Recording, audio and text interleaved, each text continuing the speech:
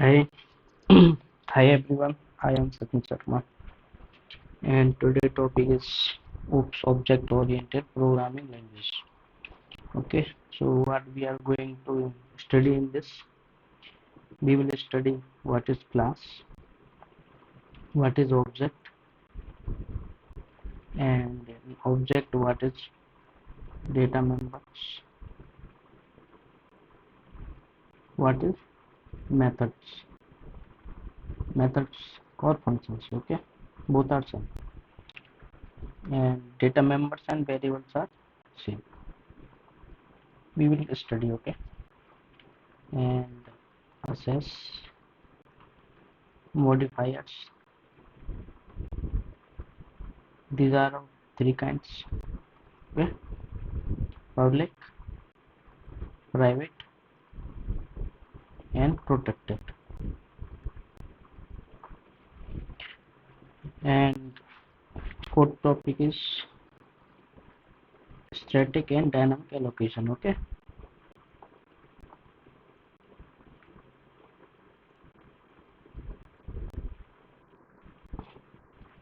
how the variables or object is statically defined and dynamically defined, how it works, we will study. Okay,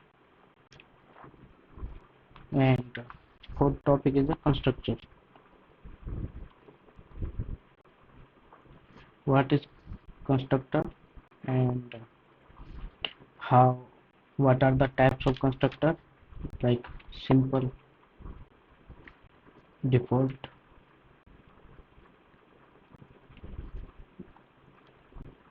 parameterize. Parameterize means we are passing the parameters.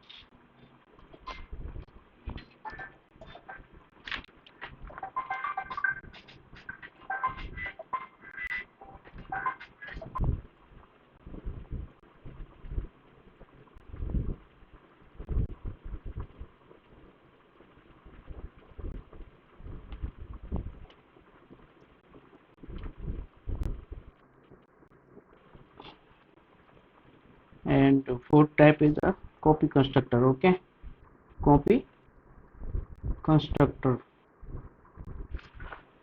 And after this constructor, there is one topic is a copy assignment operator.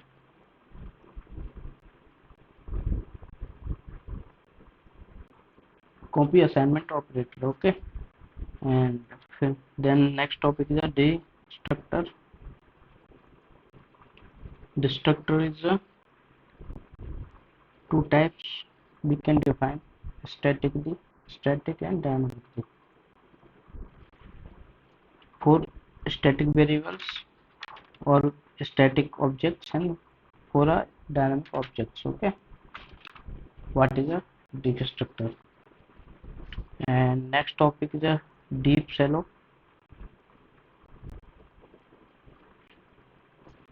Deep copy and deep copy and shallow copy. These are the two topics. And next and last topic for this lecture is a static data members. And what is a static function? Okay, these are the two topics. So what we are going to study in this: check what is class, what is object, what is a SS modifier, what are the static and dynamic allocations, what is a constructor, what is a copy assignment operator, okay, what is a destructor, what is a deep and shallow copy, and what is a static data members and static function. Okay, so these are the topics. So choose. So what is a class and object? So guys, what is a class? Class is a blueprint. Class is a blueprint to create objects. Okay, So we can say that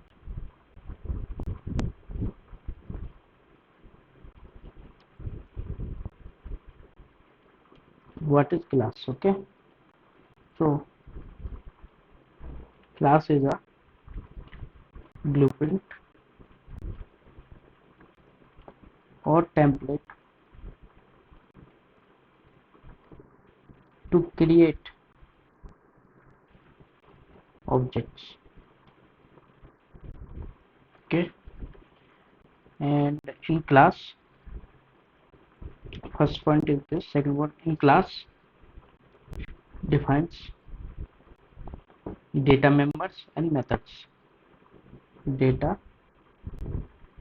members and methods. Methods means functions that used by object. So we can say that uh, this is a class name as a human, we can say. Okay,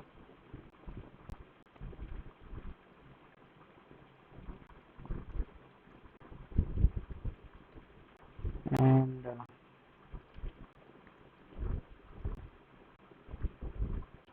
this is the object.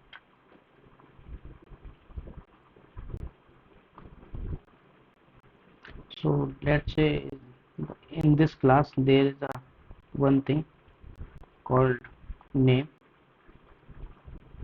and age. Two things are there. Okay, so when we create a object,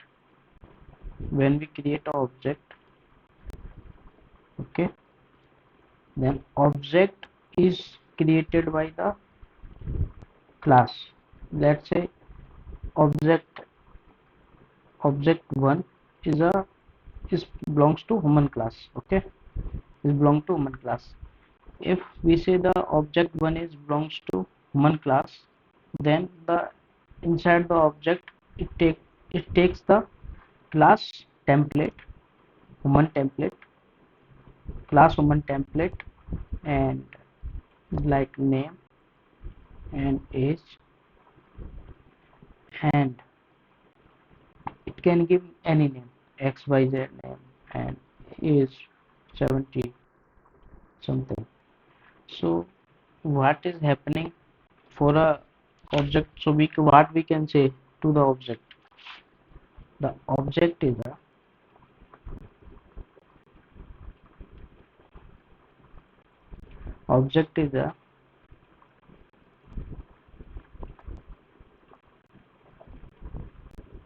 real world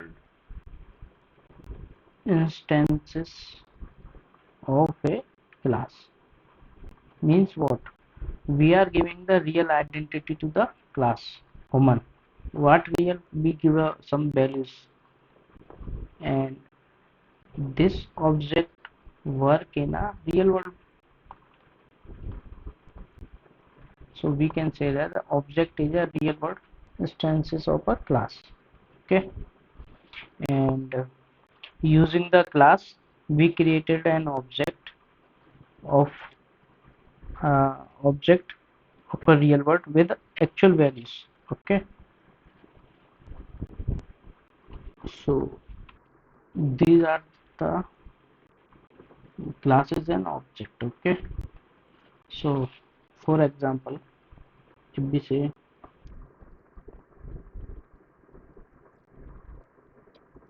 that, make it big,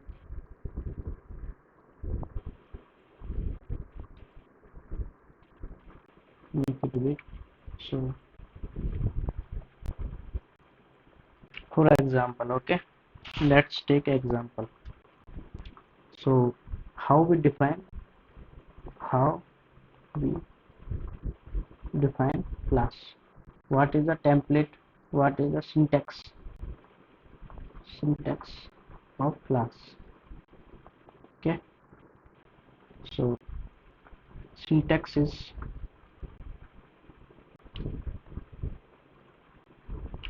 let's say this is a page, this is a copy paste. So syntax is a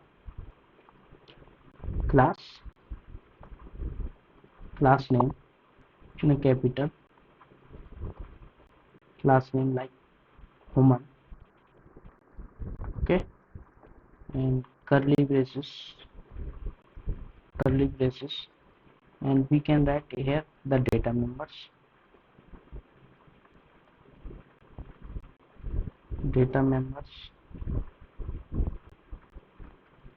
and methods, anyone, both, we can write anything, okay. Like for example we can say example like string name and int age, okay, and function like a, let's say void speak is a function, say out hello, and that, okay. So and we put this after this curly braces, okay, after completion of a curly braces. This is the mandatory for the class. The syntax of a class is the class name bracket and curly braces, okay. These are the template of a class, and these are the data members or variables, and these are the functions and methods. So this is the blueprint, okay. This is the blueprint for what? For objects. Those objects which use this human class, they will prefer this blueprint, okay. For example,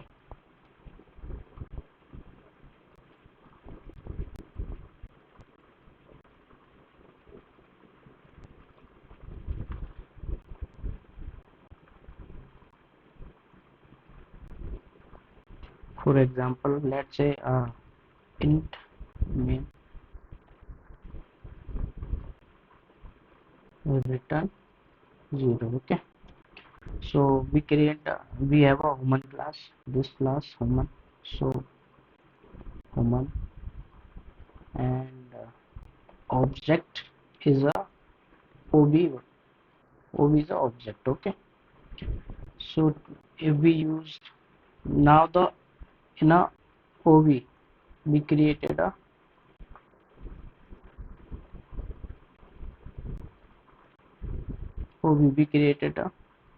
string name age and speak function, okay. Name age, and we can give this is how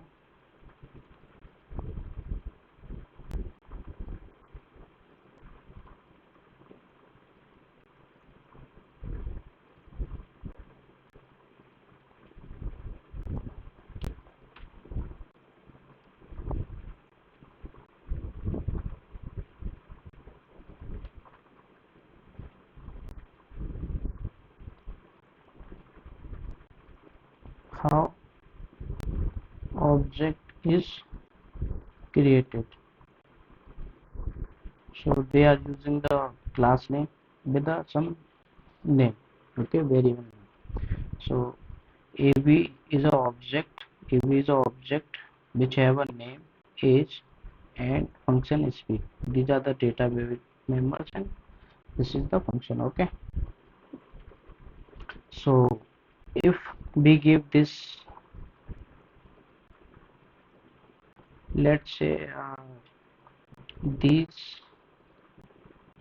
all members, data members and function, let's say for this example is a public, okay, public,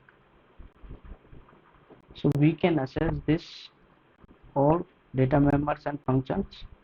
So we can put like this av dot name. Okay, and av dot age, and for this av dot speak also. Okay, and we can put these things if we want to give some name. So we simply give the name like Sachin. So Sachin will display here. Sachin age is 23, then 23 is here, and speak function speak is written hello, so hello will display. How hello will display? We have to put this in the output function. Okay, this is how the object works. Okay, how object created and works. Okay, let's move to the another topic.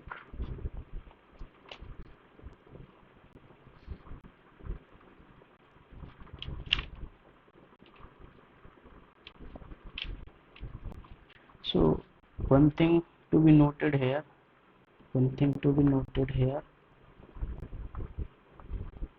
like we are assessing these data members and methods by dot. Okay, so notice this, we can access data members and functions by dot. Okay,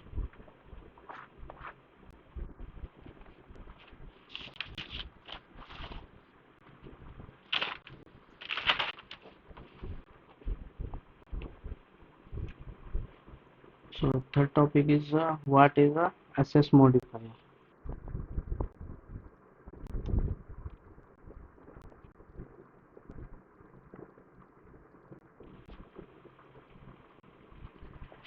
So access modifier is what?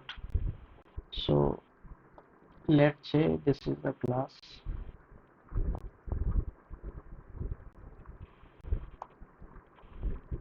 Okay,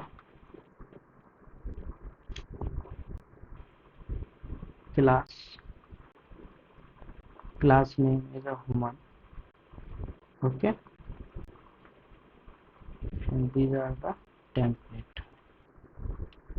So we have to always tell what is these data members. Okay, so let's say if we again start this from sketch, then see this, the class human is the name of a class. This is the syntax. So we are using the data members like string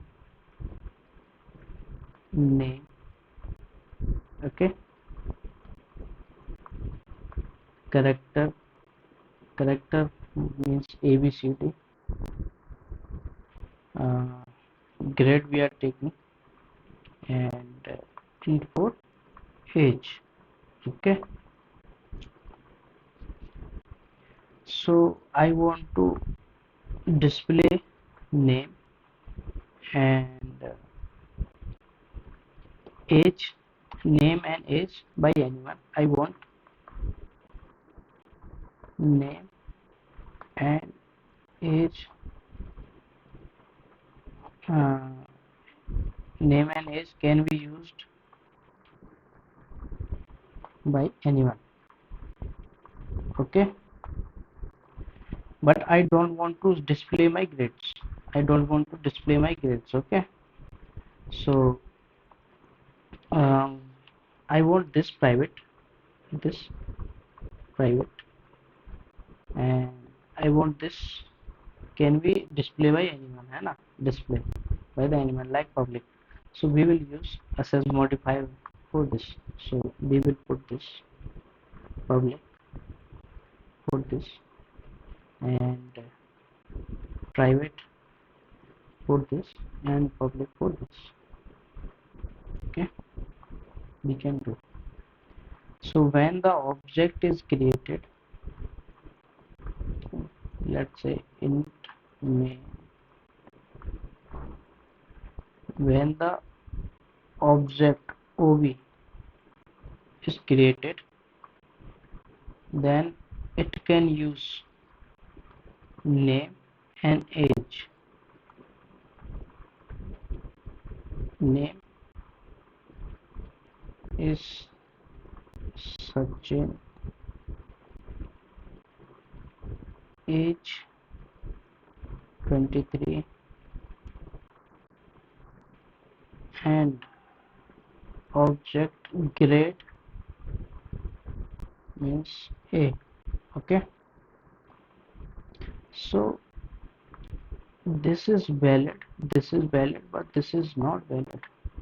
Why this is not valid? Because it is a grade data members is a private, and what's private say, it can only access inside the class only.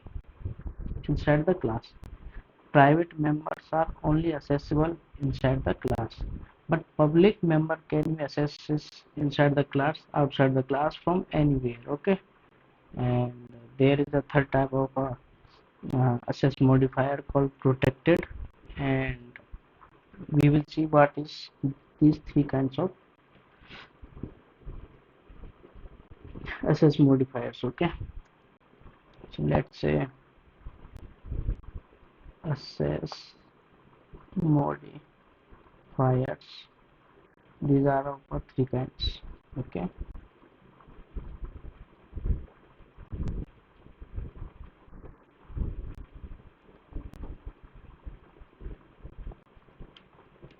public, private, and protected. Okay, in public, these the public access modifier makes data members or functions accessible from anywhere. Okay, anywhere. And private makes we can access the data members and functions inside the same class only, inside same class only. And protected makes we can access the data members and function from parent class in same class. We can access the protected data members inside the same class or a child class. We can access the data members which are have a access modifier protected, like protected. Okay, the string name. So we can use this. Let's say this is in a class A, and class B is also is inherited from the class A. So class B is a child class of a class A. So we can use this protected data member inside the class B also and A also. So this is the protected access modifier. Okay, these are the three kinds: public, private, and protected. Okay,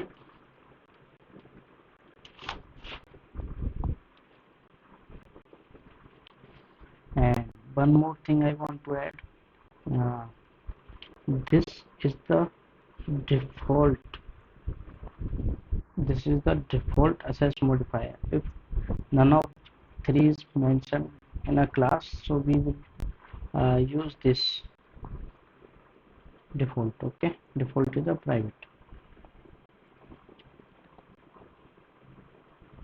And third topic is what is the getter and setter classes.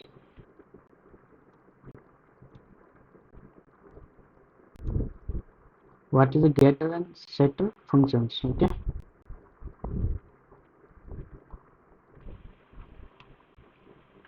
so for example,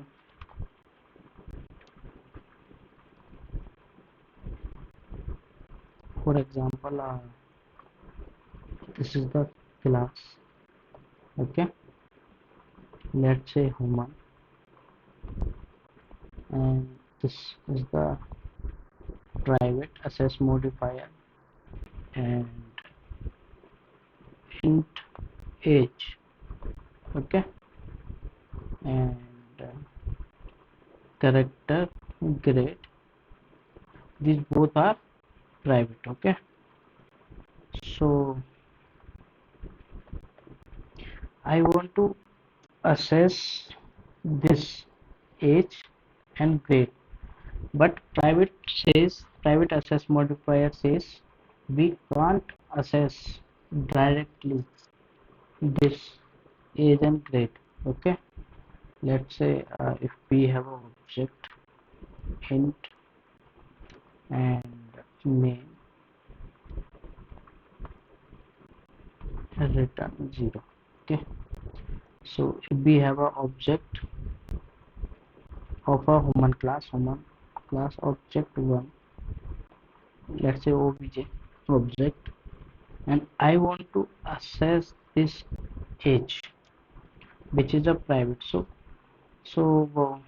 I can't do directly. So what getter and setter say? Getter and setter are the function, है ना? Setter are the functions. This is getter for the reading purpose, and this is for the writing purpose or updating purpose. Okay. So one thing is clear: private is accessible inside the class only, na? So I will make a function inside this class, human class or parent class, and then I will access that function which is inside this class to this main class. Let's say if I want to read this, okay, age, so I will use a getter class, है ना? So int for return get age is the name of function, and what it return age. Okay, so because it is private, it is accessible inside this class now. So if I use obj, है ना, cout obj get age,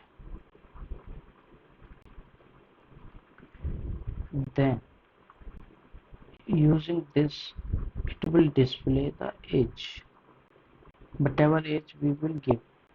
How I will able to give, how you will able to give the some age to this? We will use the setter class. Okay, so you got now what is a get class. So if I want to write inside this class or update this age, I can't do, but I do indirectly. Okay, with the setter class. How? Let's say void set age, and set age int a, let's say, and this age is equals to a. Okay, this is the pointer variable which is pointing to the current object. Okay, we will see what is this variable is. So for this time one thing you noted, this is the pointer variable which display the current object, which refer the current object. Object is what? obj. Okay, so how will I update this?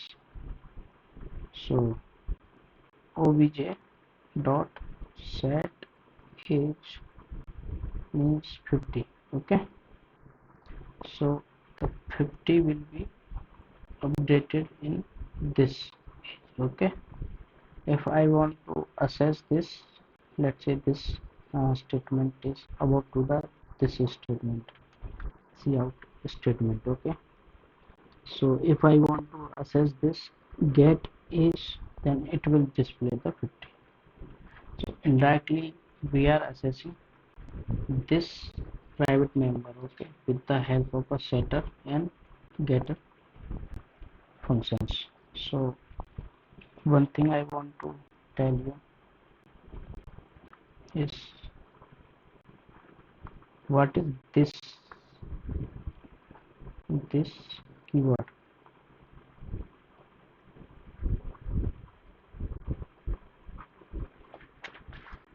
This keyword is nothing but it is a pointer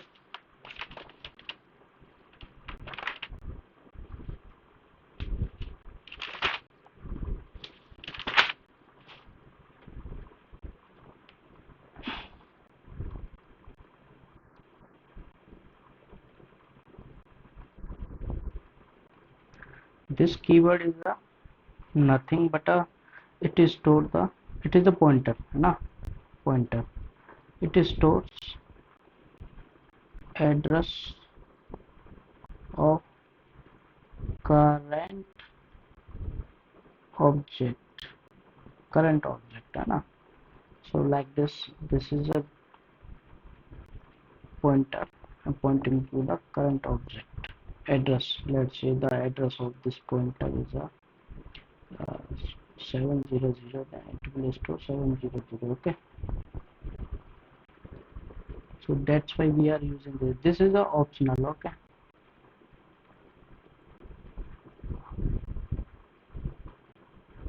optional we can write or not. It is not compulsory, but it is good to write this because it shows the current object to mitigate ambiguity. It is good to write this keyword. Okay, so getter and setter classes are completed. Okay,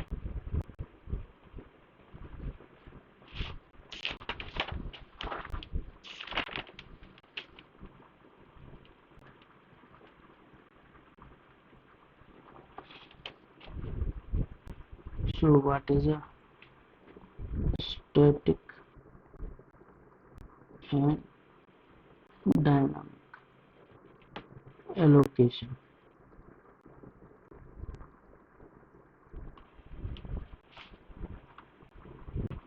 Let's say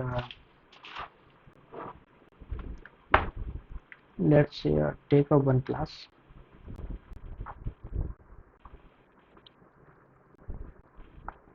This is a class name is let's say cars.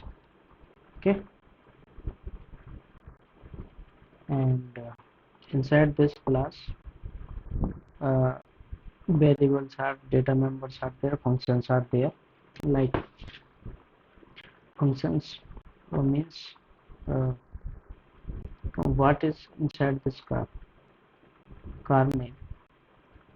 Let's say car name, color of a car, and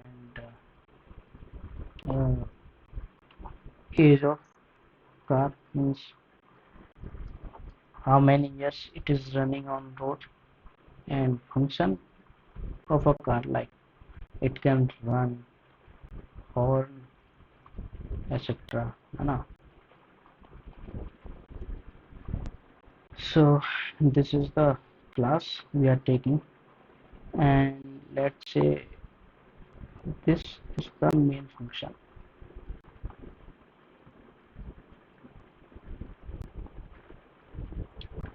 Okay, so if cars A is a object, A is a object, A is a object,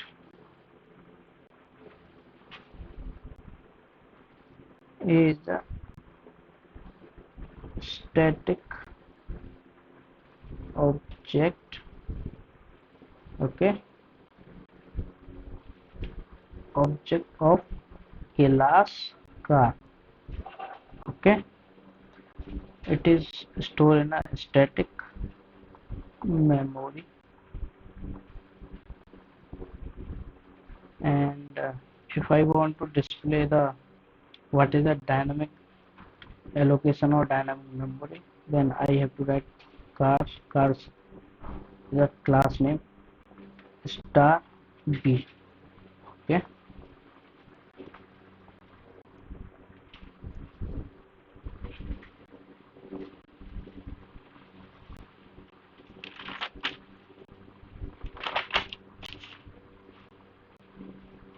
and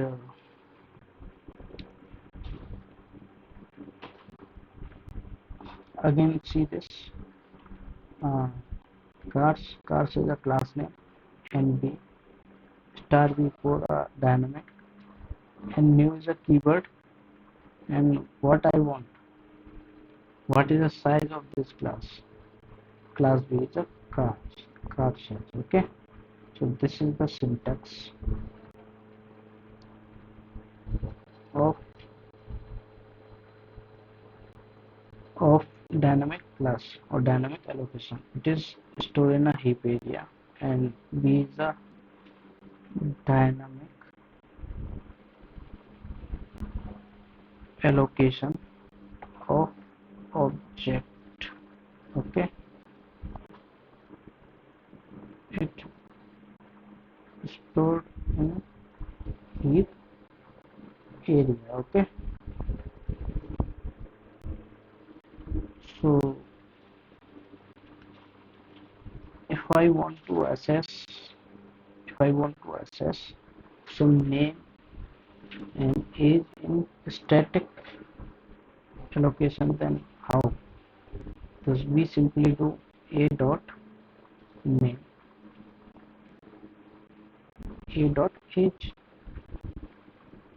and inside if I want to access name and age in a dynamic allocation, then how I can access? So we can access like this: star b dot name or star b dot age, okay, or second way of writing this is like b arrow name, we can access like this, and b arrow age in a dynamic both are same, okay, if I write like this, both are same in dynamic allocation of a object. So one thing is clear: static in a static memory and dynamic in a heap memory, okay, so we can write like this, and this they are the two ways to write static and dynamic, like star b brackets and arrow b arrow name b arrow age, okay, this is how we can write static and dynamic allocation, okay, so let's see the what is the constructor,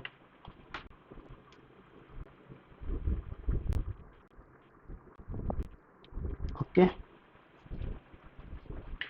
so what is the actual definition of a constructor, let we have to see.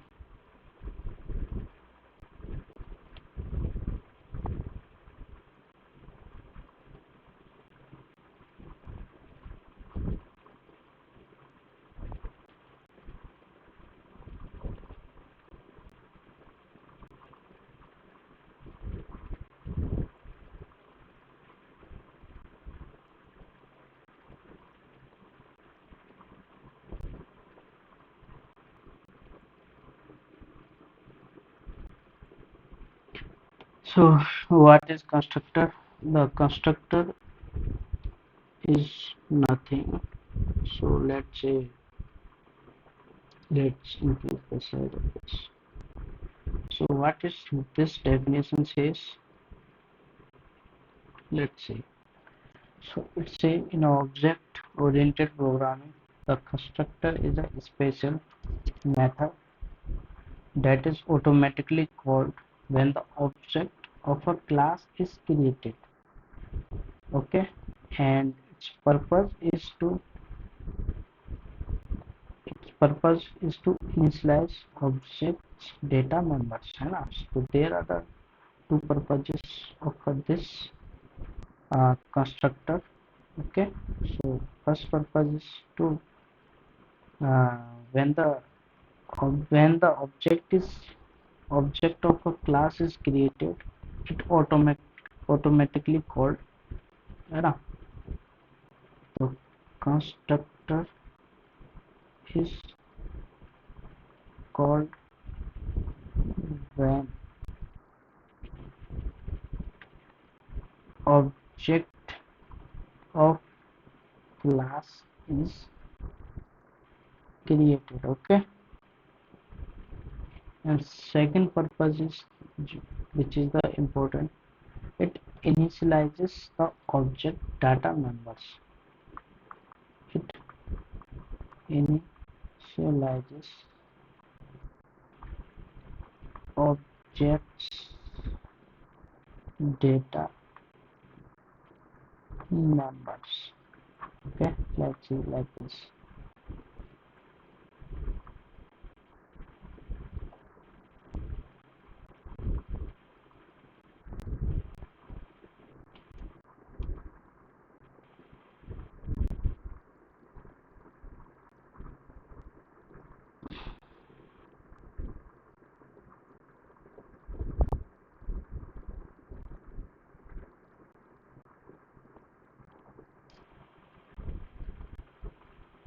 So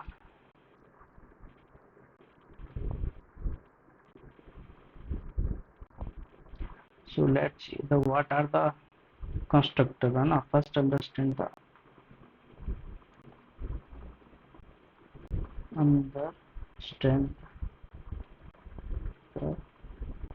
constructor. What is constructor? And then we will go to the what is the type of the constructor. Okay, so if let's say the, for example, int main. Okay, and like if there is a class name, uh, class name, let's say human. Okay, when the object of a class human is created, object is created, this if we write like this line. Okay, then the object is created, then the constructor is automatically called. Constructor is automatically called by this line. Okay, we don't need to call this constructor. Okay, it automatically called, and it initializes the object data members. For example, what I want to say to you, by what I want to convey, which color is good? Let's take this. Okay,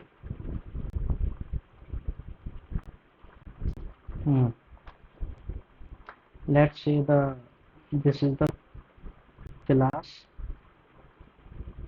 human. Okay, and inside this class is a variable, let's say private,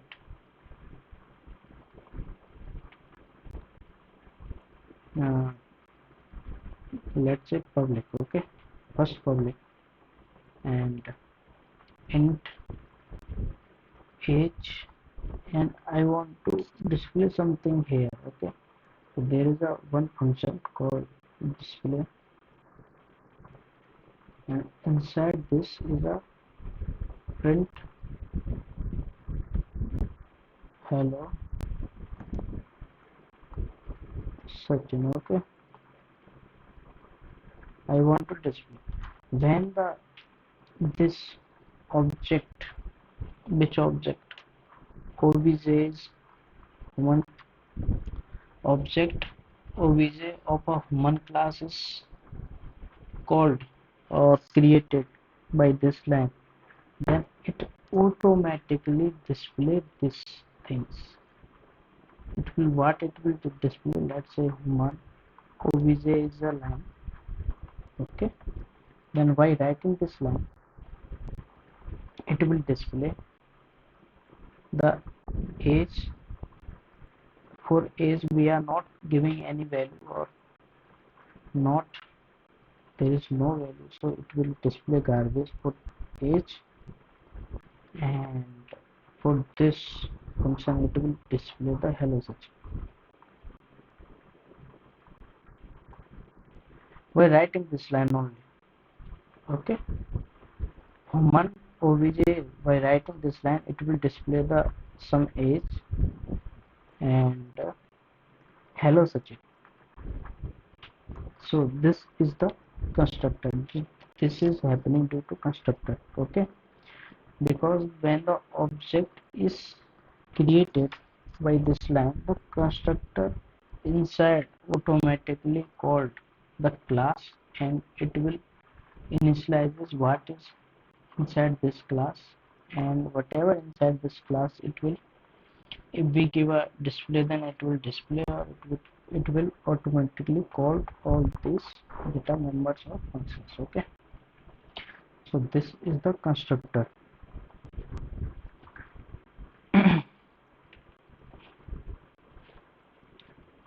Let's say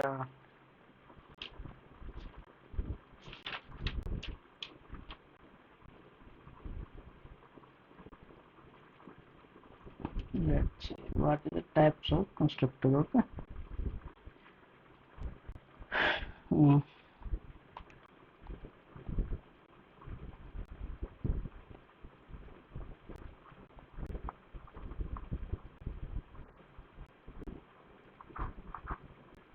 First type is a default constructor.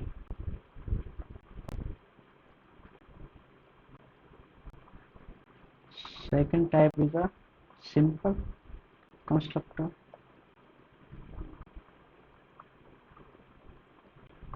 Third is a copy constructor, and fourth is a parameterized constructor. Okay, these are the four types. So what is the inside this simple, what is inside the default constructor? Okay,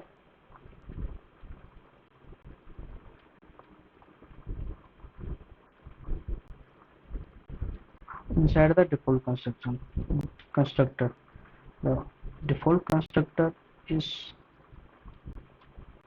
like a, now one thing I want to add in here, and how it will going to, when we write this line now, so it will call this class like this, object dot human. Okay, like this, it will call like object dot human. This way it will goes to.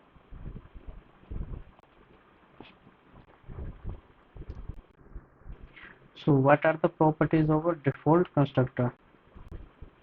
It is called when object is created,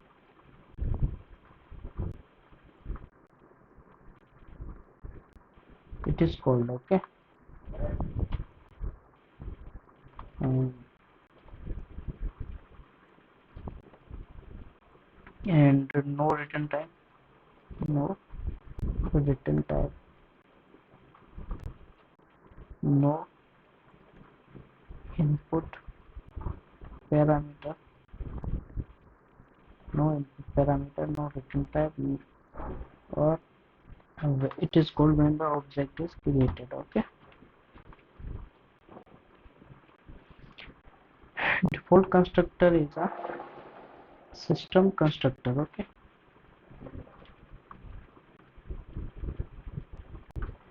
we do not need to make this constructor. Okay, it is automatically inbuilt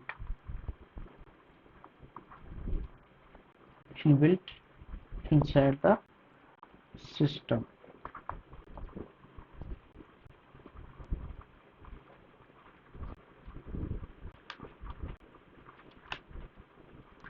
So let's say constructor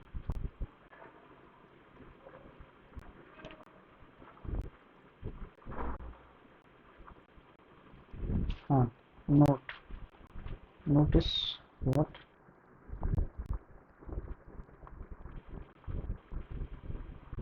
Notice what?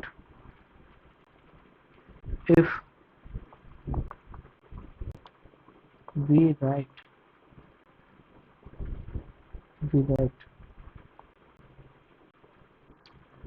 a constructor inside the class, then default constructor automatically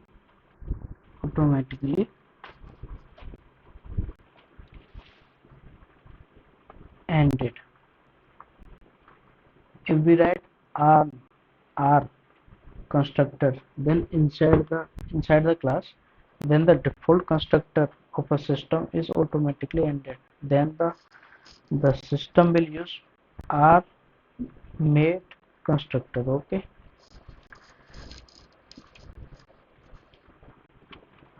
Okay, so type of constructor. Okay, let's see what is the type of constructor.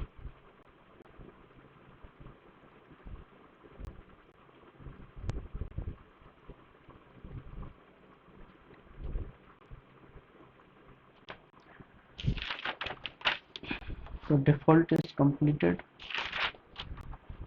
Second is a parameterize.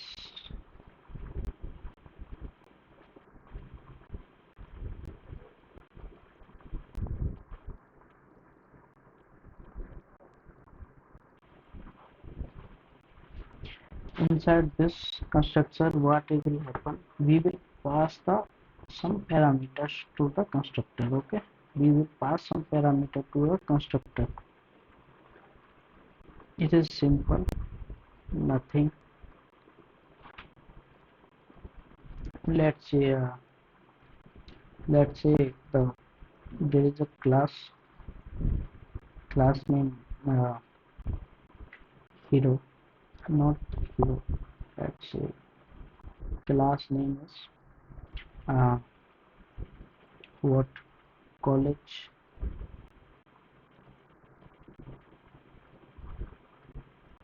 and there are the parameters and something, and there is a one function inside this. Let's say holy. Okay, holy. So the property of a constructor is we can't give any name to the constructor. The name of a constructor should be the name of a college, name of a class. The constructor name is name of a class. So college int health. Inside this we are using something, let's say length is equals to health. There is a parameter health is here, int health, and we are passing this health to this, and this is a keyword, and see out we want to display something, है ना? So display something ABCD, okay, and that. So when we call this college class, let's say college obj is object, and we have to pass something integer, okay, let's say 70. So this is the object, we are passing 70 to the this constructor. So this automatically called, it will go like this way, college, we are college. So we are passing parameter to the constructor. This is called the parameterized constructor, okay. Then it will display, it will uh, do two things, 7 to the head, and display this ABCD, है ना?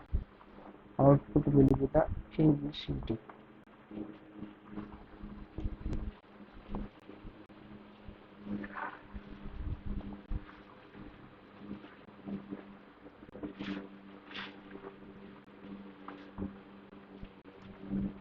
Note is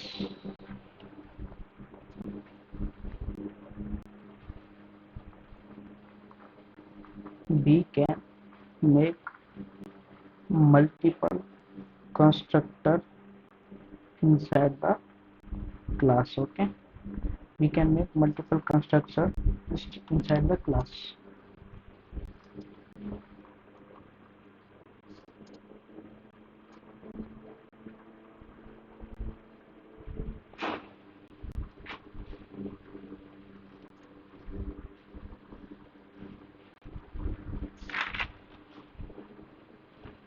And third constructor is a copy constructor, okay.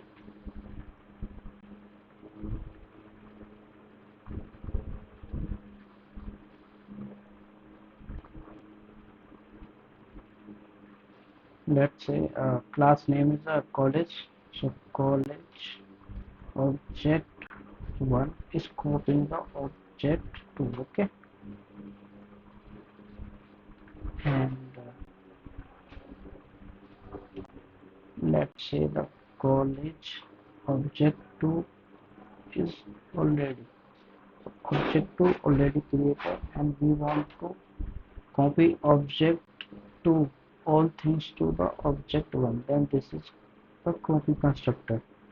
The what is the meaning of this line? The meaning of this line is this: the object 1 age is equal to the what is the object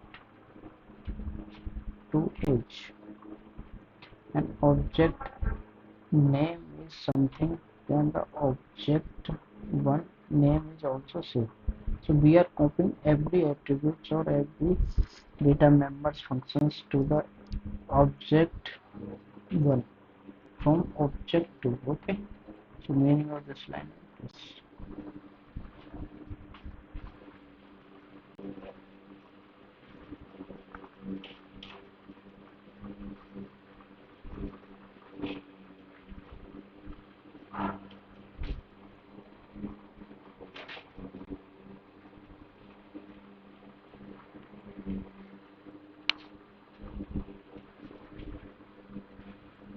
So we have a noted thing for the copy constructor is this, where copy note for copy constructor use call by reference.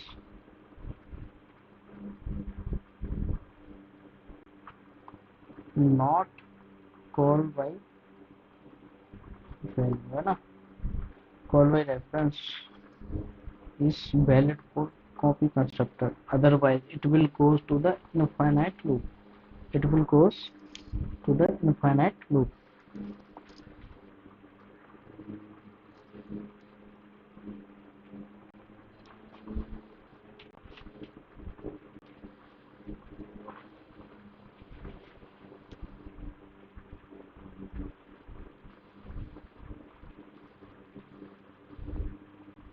So how it will call?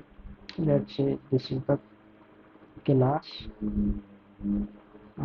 health, class name is health. Inside this class there is a function called because we are making the constructor, the function name should be the health, same as class. The health, we are passing the parameter, let's say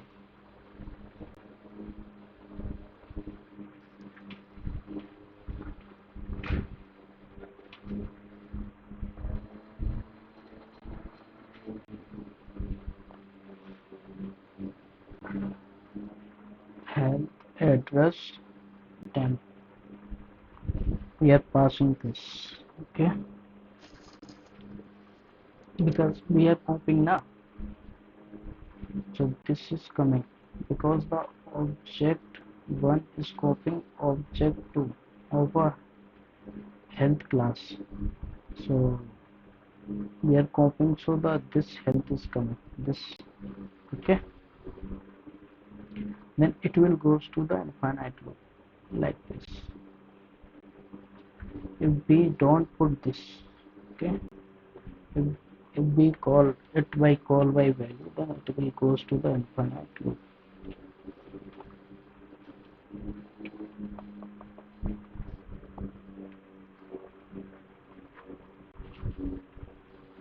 So it is mandatory to write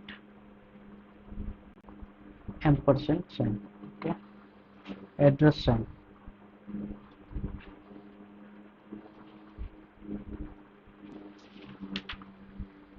This is why, because the if we put this, then it will particularly told that this is the copying from this object to this, not making every time a copy.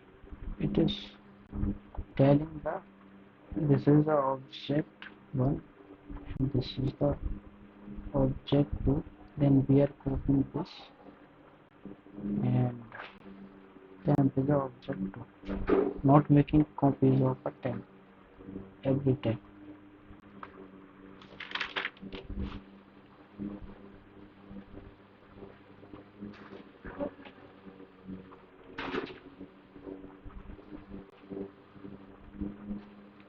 So next concept is not a next concept. There the few things are left in this. What are the few things? To summarize this, the name of a constructor should be the name of a class, okay. Name of constructor should be the name of class, okay. Point to be noted.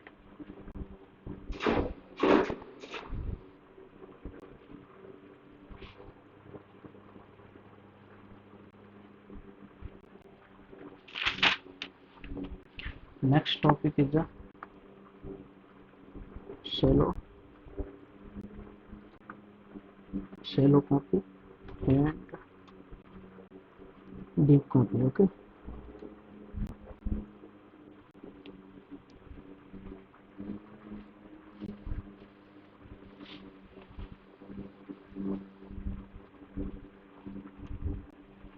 So what is the shallow copy? Means the use accessing the same memory by two different names or two different objects, which creating that trouble, okay? So shallow copy means this is the memory or space used by the object 1 and object 2. Same memory space is used by the two different kinds of different objects, then it will create a problem. So let's say notice default constructor, note default constructor uses the shallow copy. Okay,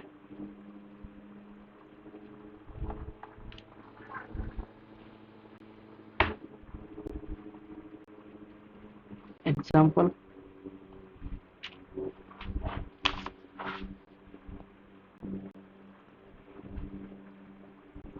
let's say example is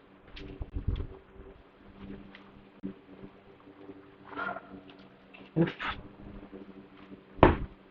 there is a class,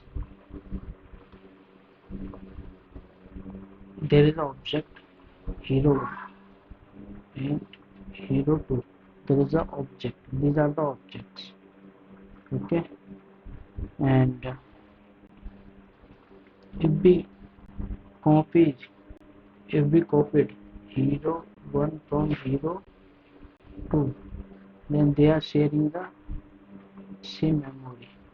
Okay, like this. If hero 1 is updated SACHIN, then hero 2 is copied, then hero 2 is copied SACHIN. Okay, in name SACHIN, in name SACHIN. Later when the hero 2 is changes this as to the A, the arching. Okay, and because they are sharing the same memory, then hero 2 is also changes to the arching. But we don't change the hero 2, but we don't want to change hero 2, it automatically changes. So this is the problem, and this problem is solved by the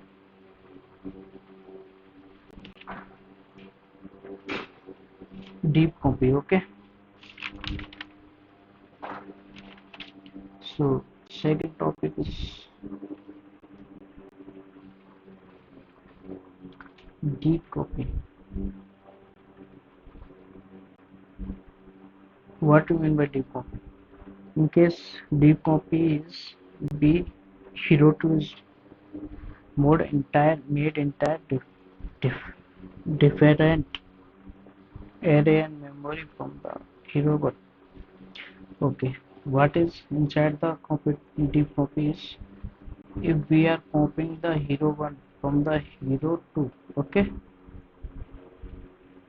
then the memory of a hero 2 is different, memory of hero 1 is different. If we make some changes in this, then it will not affect the hero 1. Okay, if we make changes in it will not affect the hero 1. So this shallow copy is problem solved by the deep copy problem, deep copy method. Okay,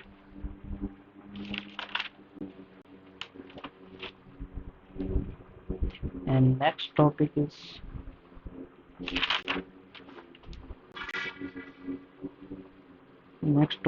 a copy assignment operator. We are copying the one object from the another object. So it is nothing but copy constructor is a, let's say what is a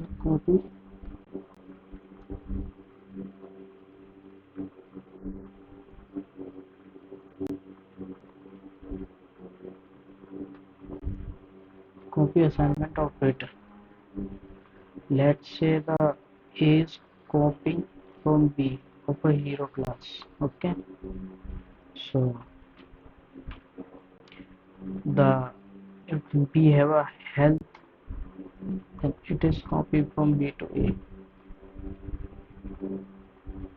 and if B is having a age, then it is copied from B to A.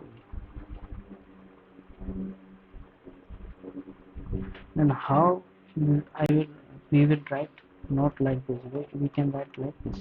Then this is the copy assignment. Okay, this is the copy assignment operator. Okay, we are copying b to a. Okay, b to a.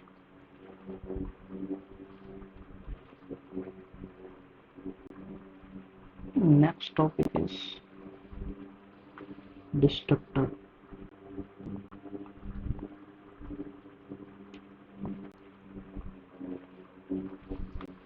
Destructor is a deallocation of a memory.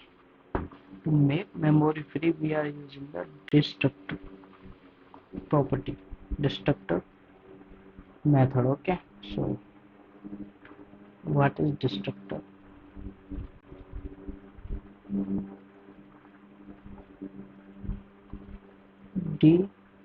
Deallocation of memory. Okay, deallocation of a memory. To make memory free, to make memory free, we are using the destructor. Okay, so what are the properties of a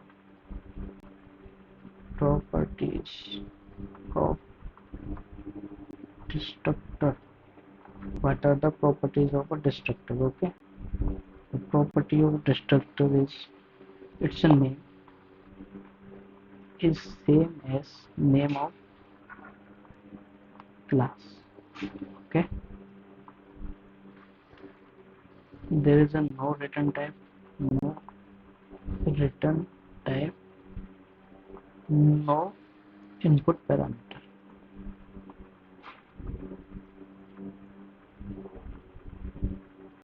Okay, there is no return type and no input parameter for destructor. So how we will write destructor? There is syntax of a destructor syntax, like this is the class. Okay, class MC. So after writing all the steps, in last we prefer to write the destructor like this way. Syntax is this same, this same, and name of a destructor is same as the name of a class, this bracket and something. So this is the syntax of a destructor.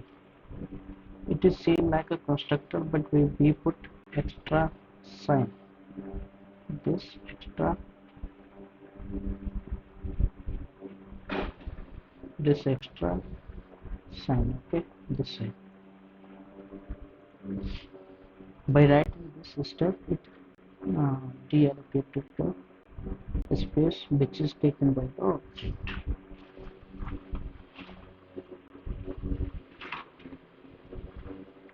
And note for static memory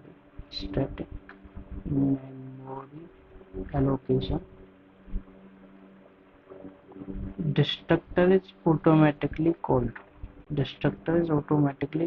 Okay,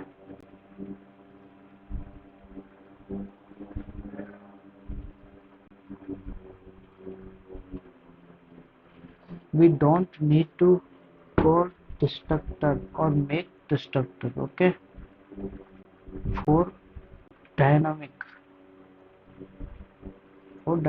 memory allocation, we have to write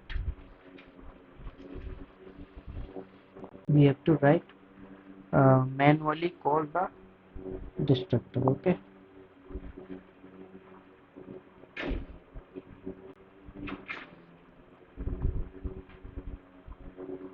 manually call the destructor. Okay,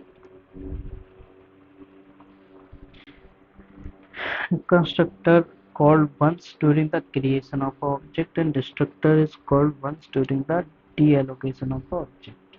Okay, so what I want to say, the constructor and destructor called once during the creation of a object, called once during the deallocation of object. Okay,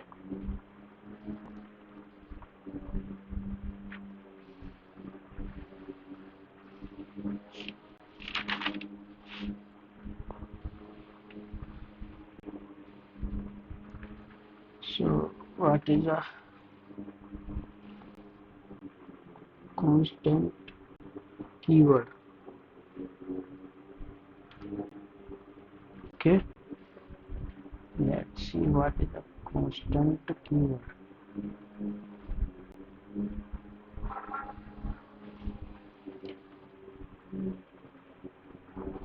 Constant keyword is used to define immutability. Immutability means the we can't update or change the constant variable. It is used for fixed. Immutability fixed, can't be changed, cannot be changed. Okay,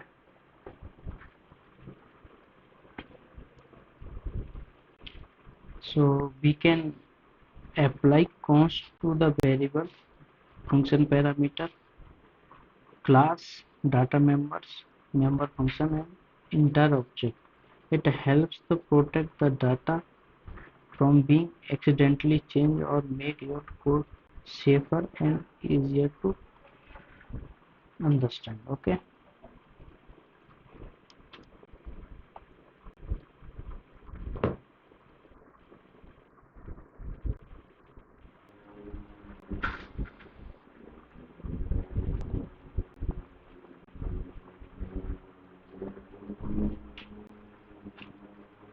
okay, so so again listen what I want to say for constant word. Constant, we can apply the constant to the variable, function parameters, data members, member function, and even the entire object. It helps to protect the data from being accidentally changed and make your code safer and easier to understand. Okay, so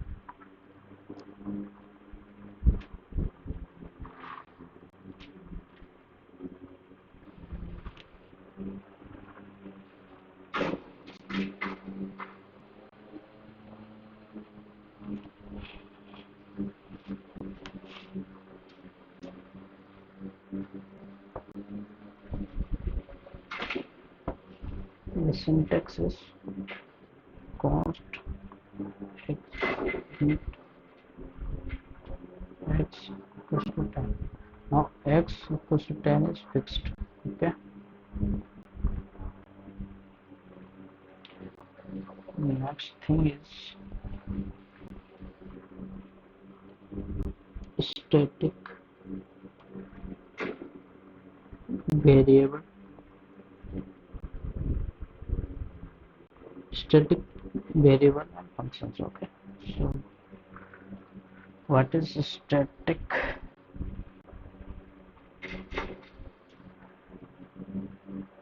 keyword?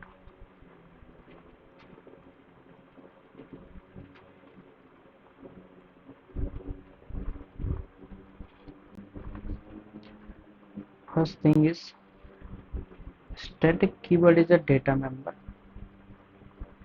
It is a data member which belongs to class, not object. this is the main line. Okay, belongs to the class, not to the object. Okay,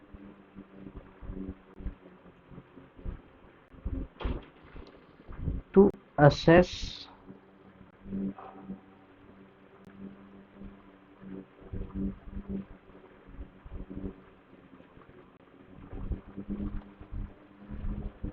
to access this static member or variable, we do not need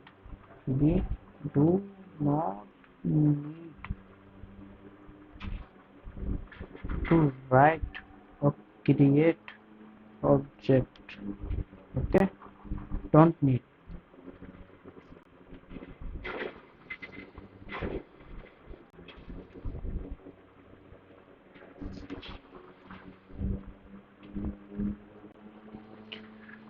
So let's say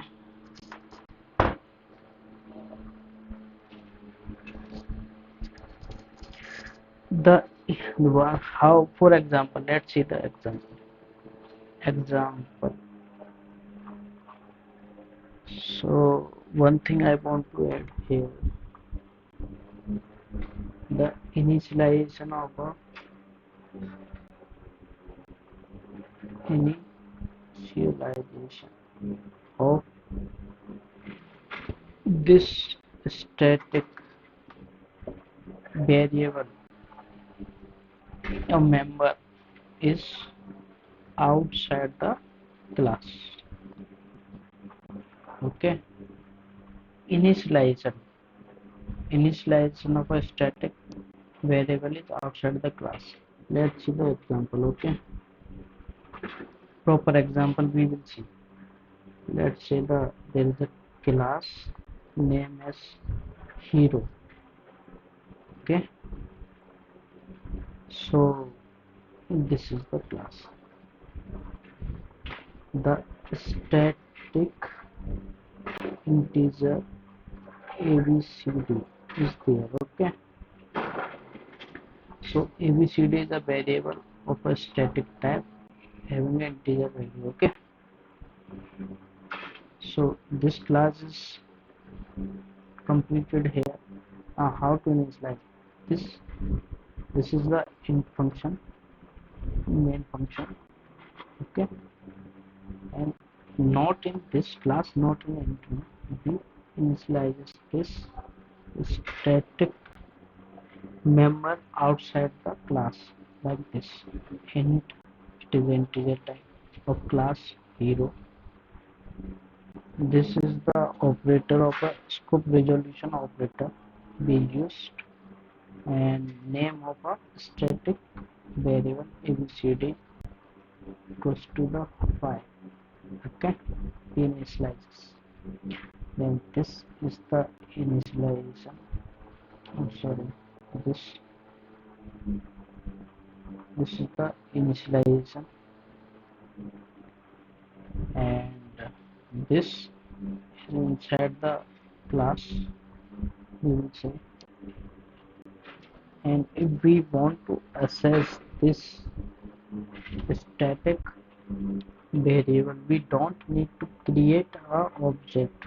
We don't need to create object hero object. We don't need to create to access this static variable, because this static variable is belongs to the class, not to the object. So we can directly access this like this. Means what? The static variable, we can access this static variable directly like this way. Hero scope resolution operator, name of that static variable. Then we will print 5 here because it is initialized to the 5. Yes, okay. This is how the static members are used. And static functions. Okay,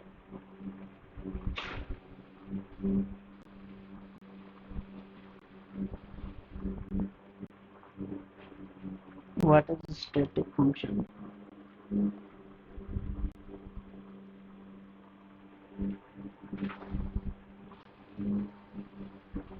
The static function no need to create object,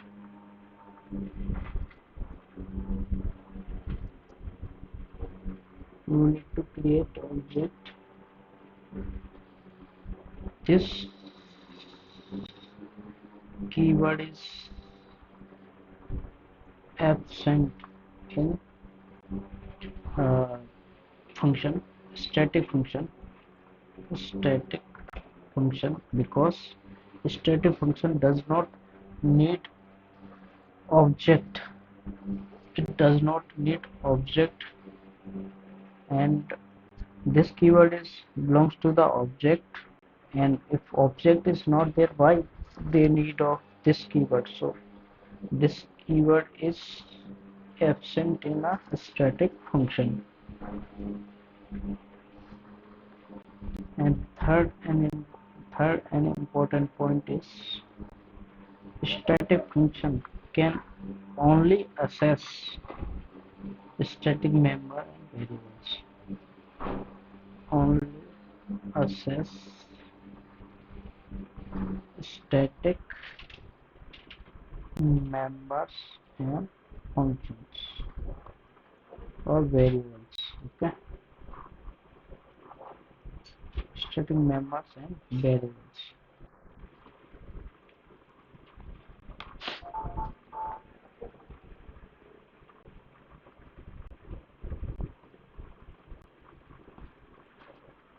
So what we have covered? We have covered the basics, all the basics till now. What are the basics? What is a class? Class is a blueprint of object. What is data variables, methods? What is object? Access modifier, public, private, protected. Protected means the A to B. It can only access to the parent and child only. And this private is accessed only inside the class only, and public is access only anywhere, inside the class, outside the class, anywhere we can access the using the public access modifiers. What is the static and dynamic? For static we use dot, only dot. We for this dynamic we are using the star dot b and name, or we can write like this. Okay, static. And static allocation is a stored in a heap area, and it is in a static area. Okay, and we comes to the constructor. Constructor is called when the object is created. When object is initialized or created, then automatically constructor will be called. And this constructor is name, the name of a constructor is the name of a class. And it is of a full type, simple, no return type, no import, and default by system. Parent type we are passing the parameters. And copy constructor is only uses by call by reference, not call by value. Why not call by value? Because it will go to the infinite loop. Okay, and copy assignment operator, simply we are copying the object b to the a, when the every variable or data member of a v belongs to the a also. And what is a destructor? Destructor is a deallocation of a memory, and it is called once when we want the deallocation of memory. It is a default type and inbuilt type, and the name of a constructor is name of a class and prefixed by this sign. Okay, this sign, and name of a class like hero or something. And it is default by static, defaultly called by static. If we are using the dynamic, we have to call it manually destructor. Okay, we have to call it manually, not by static. And deep deep copy means sharing the same memory. There is a problem. And the shallow, sorry, in shallow we are using the same memory, and the problem is occur. And in deep copy we are using the two objects are using the different memory. When we are copying the object one to two, then they are sharing the different memory in deep copy, and in shallow copy they are sharing the same memory. And in static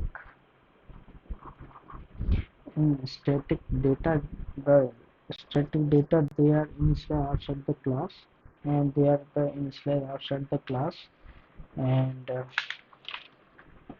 the static data member are belongs to the they are belongs to the class, not object. They don't need to create object to call this. They are not belongs to the object. They are no relation to the object. Okay, and they are called outside the class. So what is the static function? Static function are are not need to create an object, and there is no this keyword in static. So hello, hello.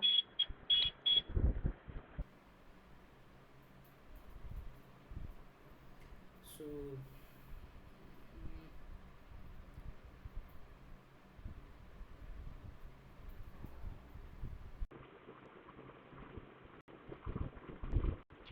So come back to pillars. The pillars of OOPS is four types: the encapsulation, abstraction, inheritance, and polymorphism. Okay, so first take a overview of all four. So these are the four: encapsulation, abstraction, inheritance, and polymorphism. The encapsulation is the winding the data and functions into the one unit and restricting the direct access. Means what? If there is a data member, there is a functions binding up into the class and restricting the object to access directly these data members or functions. Okay, so what will happen by this is the encapsulation part, and its purpose to protect the data, hide the internal implementation, and secure the code. So automatically it improve the security. Okay, improve the security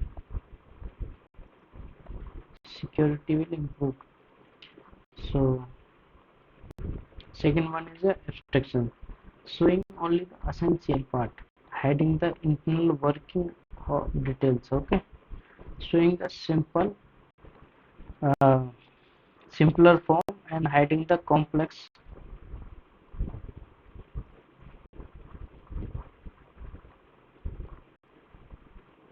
For example, if there is a uh, this is a bank, and we have two options: either withdraw the money and deposit the money and withdraw the money. We don't know, and we don't want to know the internal working of what is happen inside the bank. So it only provide the essential features like withdraw and deposit and check balance, etc. But don't tell the what is the story behind inside the bank.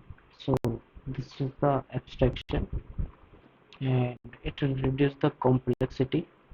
So focus on the important parts only, and we can say it is a cleaner interface. Okay, it cleans the interface, only showing the important details, hiding the complexities behind the uh, features.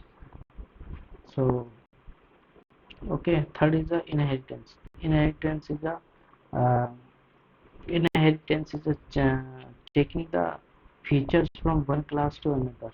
One class means there is a class A and class B, and we are the B is taking the features from class A, and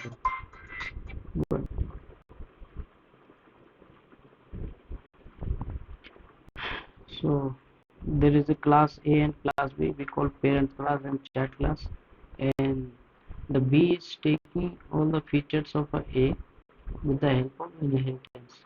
So we don't need to uh, initialize or uh, make features functions again which are in A. So we can use many of feature of A and do not need to reinitialize in a B. Okay, so usability is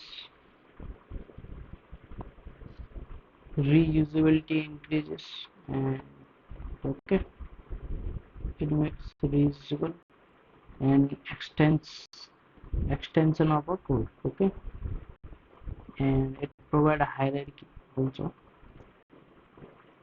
So fourth is a polymorphism. Polymorphism is a uh, same interface is polymorphism is used when the same interface and function behave differently in a different constructs. Means what? If there is a function fun, okay, if there is a function fun, if there is a function fun, all three functions are same name, but the implementation different. Their implementation is different in terms of they are taking the different input parameters. Okay, so like it is taking data as an integer. Okay, integer a, and it is taking the string, and integer as an input. So the input parameters of all these three same name function is different, so they behave different.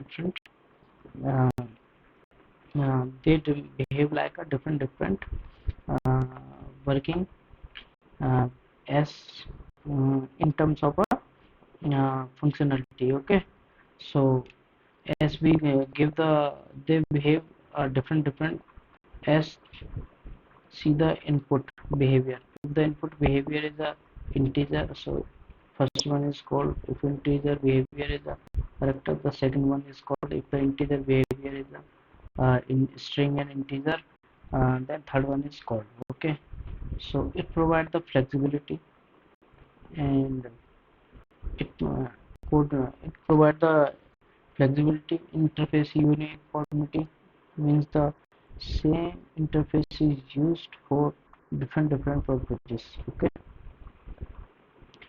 so this is the overview of a four pillar. So we can say that the encapsulation provide the security, and abstraction provide the cleaner interface, so reduce the complexity,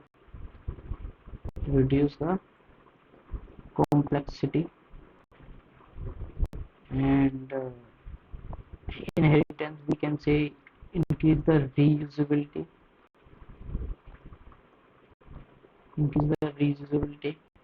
and polymorphism provide the flexibility and interface flexibility.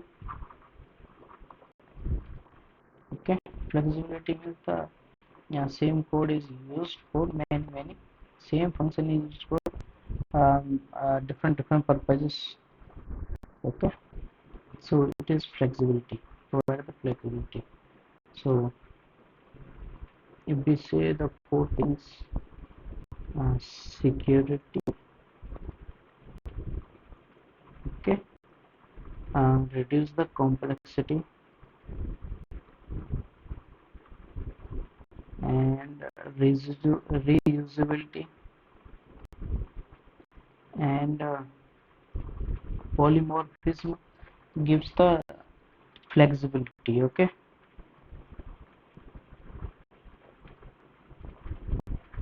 these are the main features, okay, which is provided by the OOPS 4+.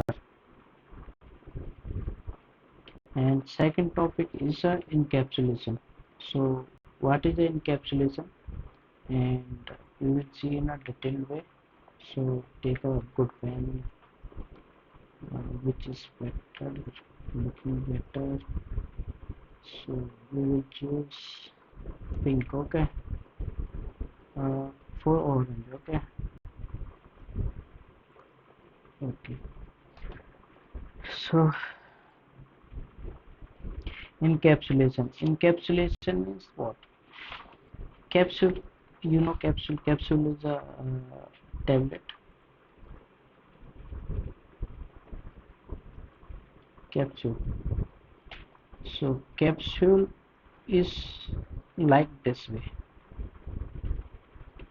and inside there is the small spherical tablets are there, very small spherical tablets are there, okay. So this is like a capsule, and if we put in this the data members, this pen is very good.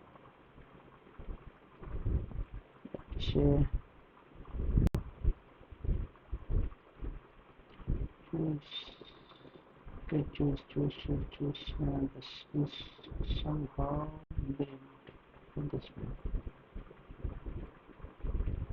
So this part, if we put a uh, what we can say data members,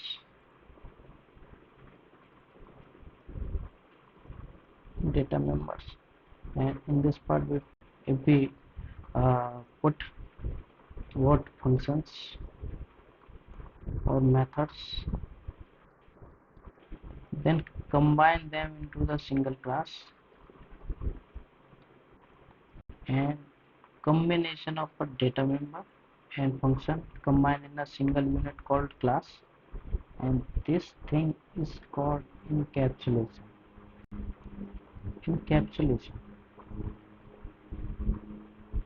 Okay, so encapsulation, you understand now? Encapsulation is the hiding the information, data hiding. The second name is data hiding, okay, or information hiding.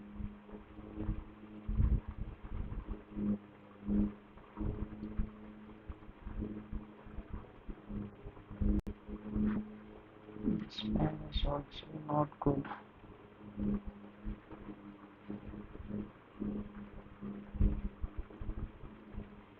So data hiding and information hiding, you can say. So you understand what is a encapsulation? Encapsulation is the combining the data member and functions to provide the security.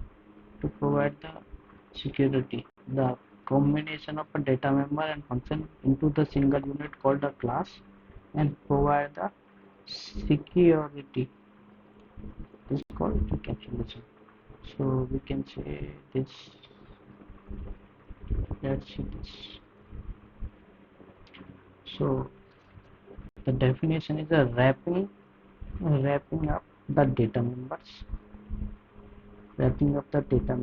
and functions that operate into the single unit called class, okay. And it is helpful to hide the information. How it is hide the information, we will see. So it hide the internal details and allowed through the safe and allow access to the safe function, okay. So 2-3 things we understand. It combine the data members plus functions in a class, in a single unit called class, and and it restrict करता है, it restricts the internal information It restricts the internal details or internal information to access outside unsafely, and it restrict the internal details from outside and allows only safe access. Okay, if the accessing the internal data is safe, then it allow, otherwise it will not allow. Okay, so this way it provide the security. So we will see what is a fully encapsulation class. A fully encapsulation class is a class where all the data members are private. Okay, all the data members are private. So you understand what is a private. If this is the class human, and these are the data members, and if we put like this private, make it private, then whole the class is private, contain the private data members, then this class is called human, is called encapsulation, fully encapsulation class, encapsulated class. So why encapsulation is important, we already discussed. The data hiding is required so improve the security, and uh, if we want we can make any read class. Okay, if we want to outsider to read only, then we are able to make it read through the encapsulation, code reusability, and better for unit testing. Okay, better for unit testing because it is combined all the variables into the unit, one single unit called class. This is the good example. Let's see what happened. So let's see. uh, there is a class named student, and class contain these private data members, and this is the set function, setter function, and get function. This is for the writing purpose, this is for the reading purpose. And if we are want to access this private member, then we can't do directly, means the C out is, means the we are accessing this is directly can't possible, because A is a private member and it can't be accessed directly. Okay, so we can't do it, we can't change the value and can't access the A directly. So it providing the direct access, unsafe access uh, from outside the class in this way. And if we want to access this age, we can do with the setter and getter function indirectly. Okay, so let's see what is happening here. And there is a object st of a student class. Okay, and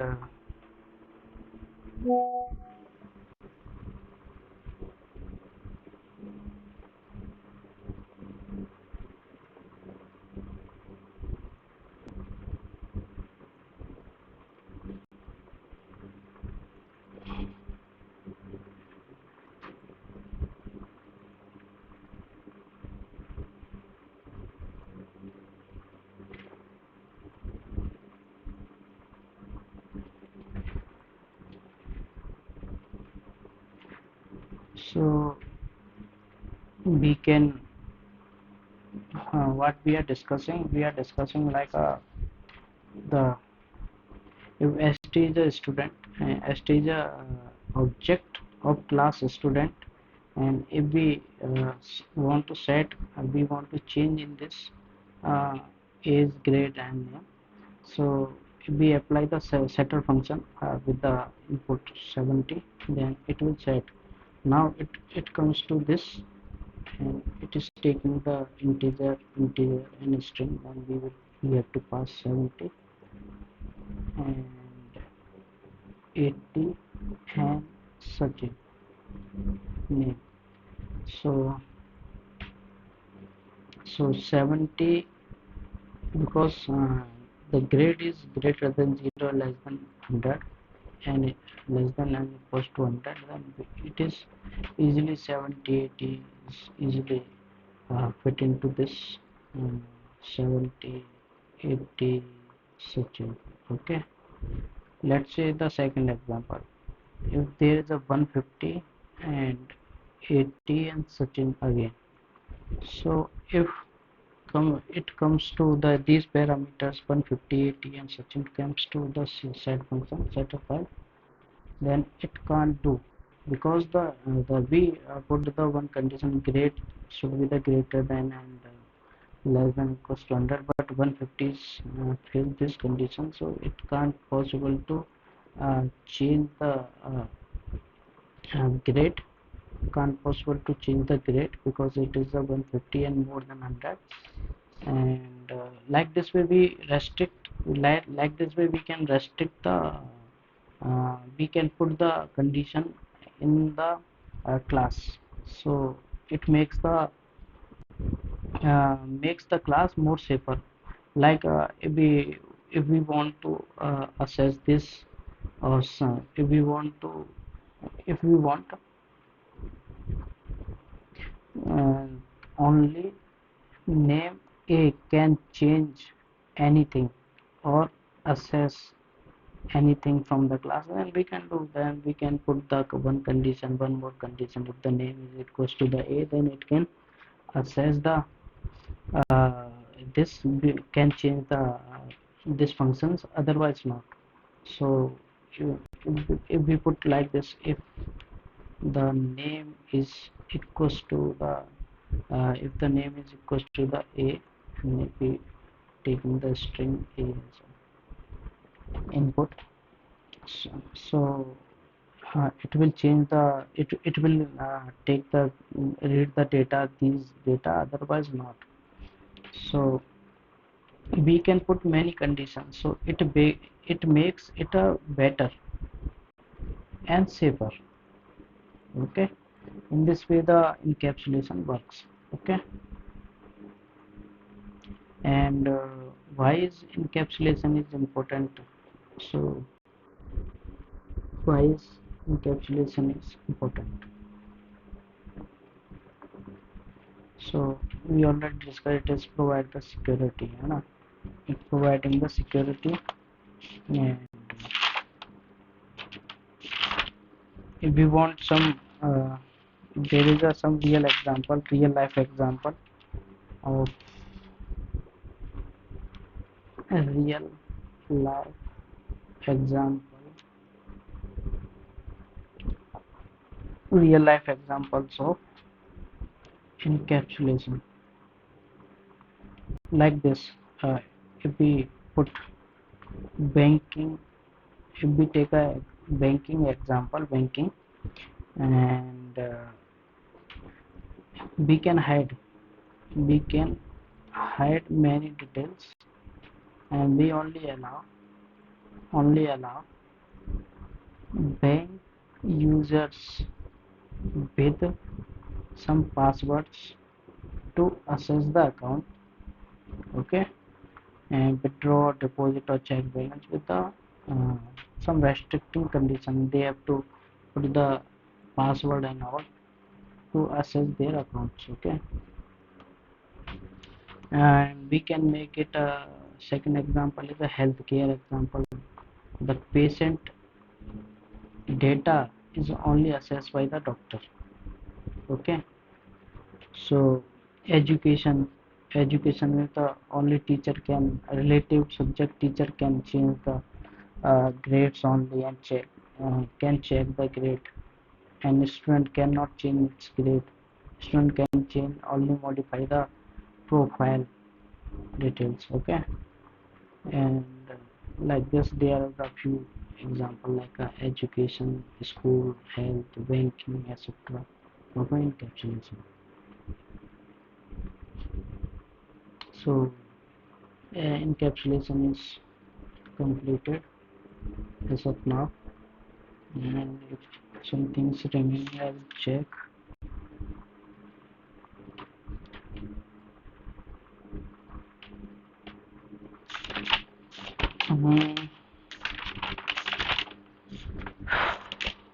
Encapsulation is completed.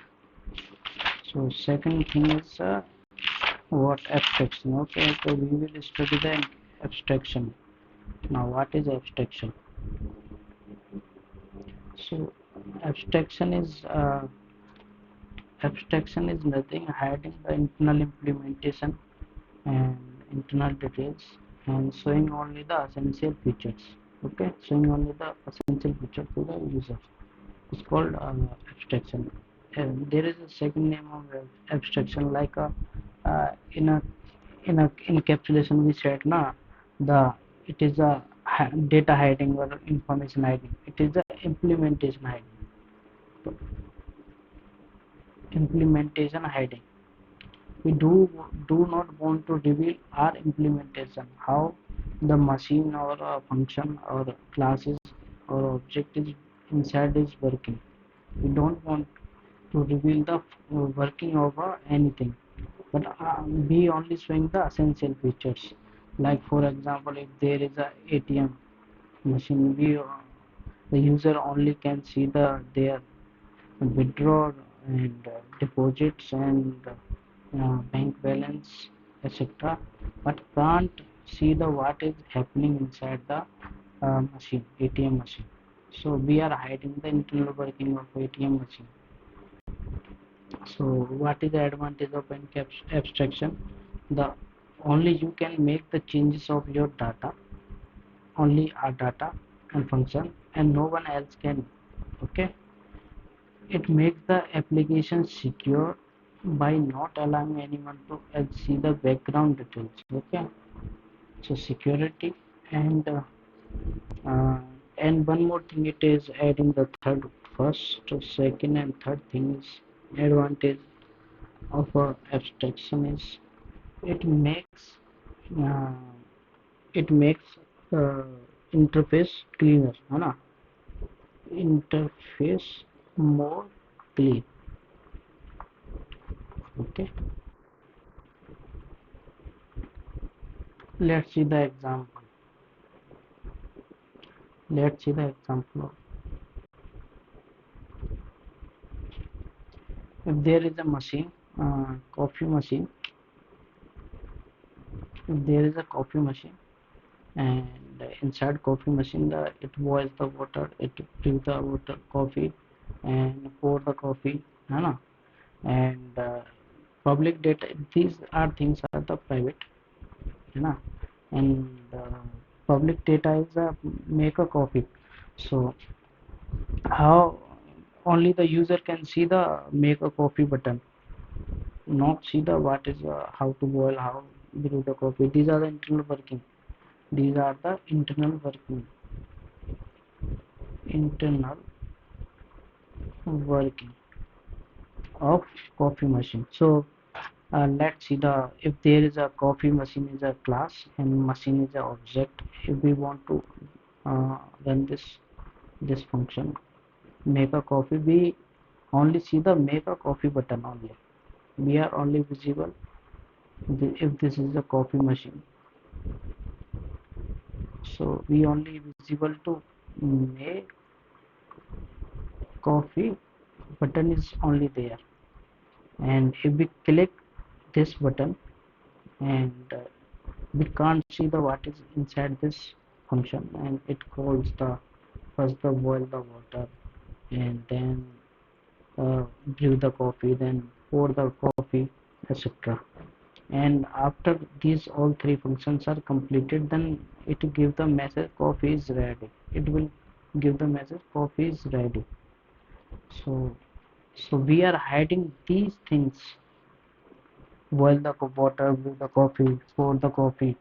We only see the make a coffee. So this is the uh, hiding the internal working. This is had the internal working of a coffee machine. So this is the good example of abstraction. Okay, so if somebody wants to what is a So if we want a difference between the encapsulation and abstraction, so it is hiding the data, and it hide the implementation. Okay, it hide the data, it hide the implementation. So abstraction is completed. Third one is inheritance.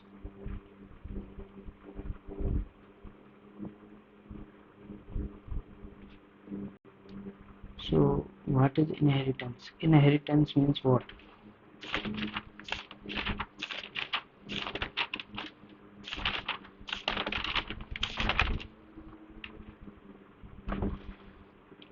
So inheritance is a mechanism in our object-oriented programming that allow a class to inherit attributes method from the another class. So it allow the one class means B class, inherited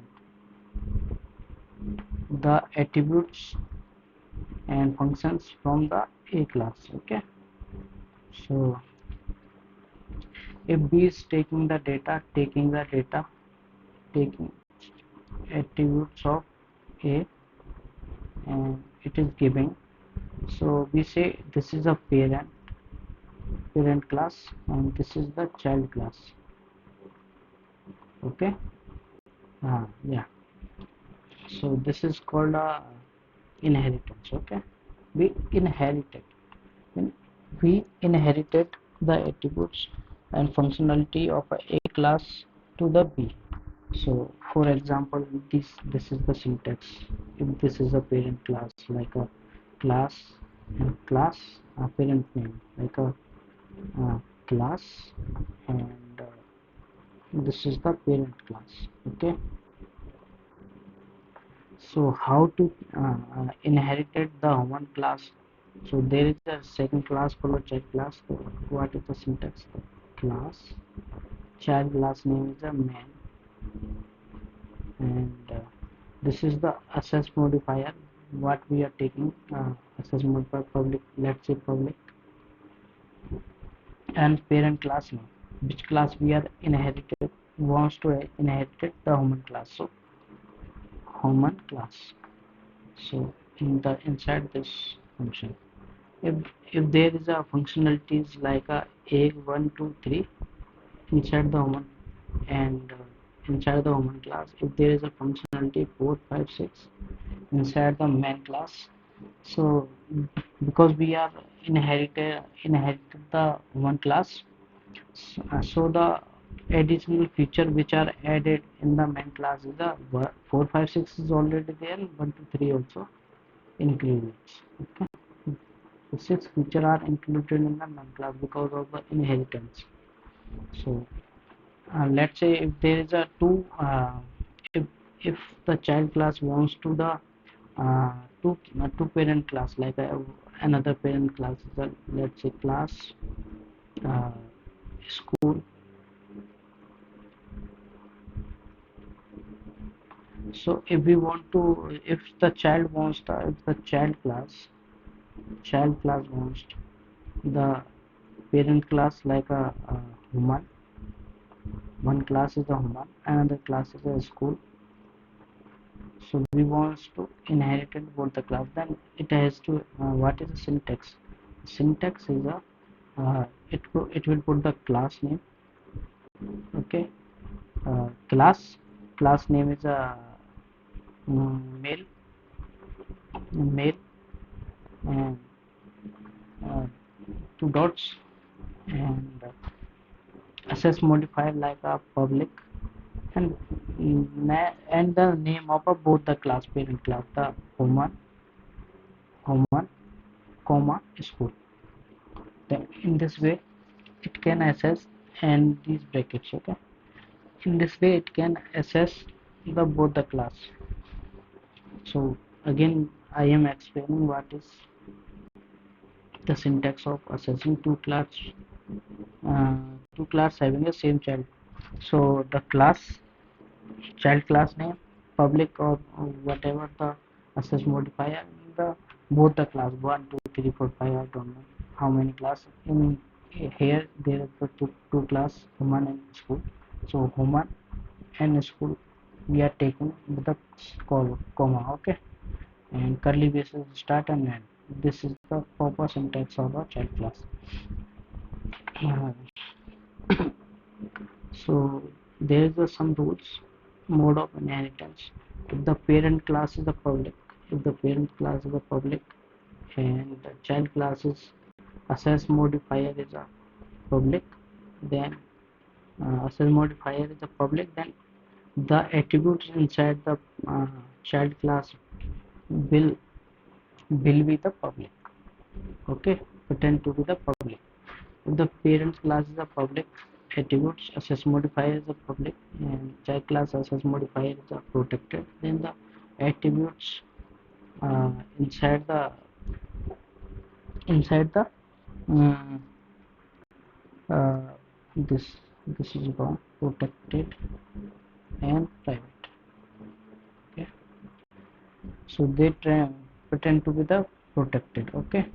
If the parent class is a public and child class access modifier is a private, then the attribute inside the child class is treated to be the private, okay. If the parent class is a protected, the public class is the protected, then parent child class is a public, then the attribute inside the public child class is called to be the protected, okay. If the parent class is a protected, the child class is a protected, then the uh, attributes inside the child class treated to be the protected. In this way, like this. If the parent class is a private, so it is not accessible. So not accessible in all three cases. It doesn't depend on the public, protected, and private. So we can say that by this conclusion, we can say private data member of any class cannot be inherited. The private data members of any class cannot be inherited. We can't inherit the private members of a class, okay? Can't do. It can be do with the help of setter and getter functions, but directly we cannot do, okay. What is written inside the public attribute is a protected, and uh, parent parent attribute is a public, sorry, protected, and child attribute is a protected. Child attribute is a public, then it is treated to be the protected, okay.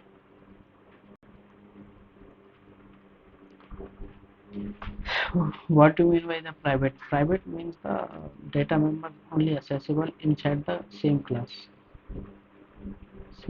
only, accessible inside the same class only. Attributes, data member, and function are accessible inside the same function or same class only. The public means what? Public means the public means the it can accessible data members. If the data member is a public, then it can be accessed anywhere inside outside the class. And protected means the if the uh,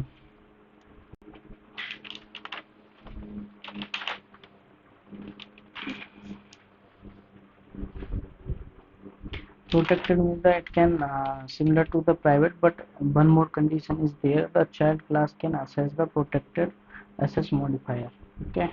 It is similar to the private only, but one more condition is there: uh, child class can access the protected access modifier, okay. So let's take an example for this. um, let's say example.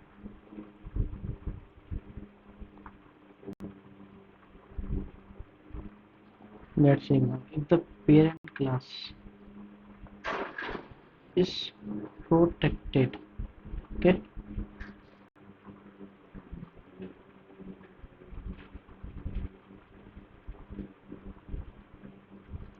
and child class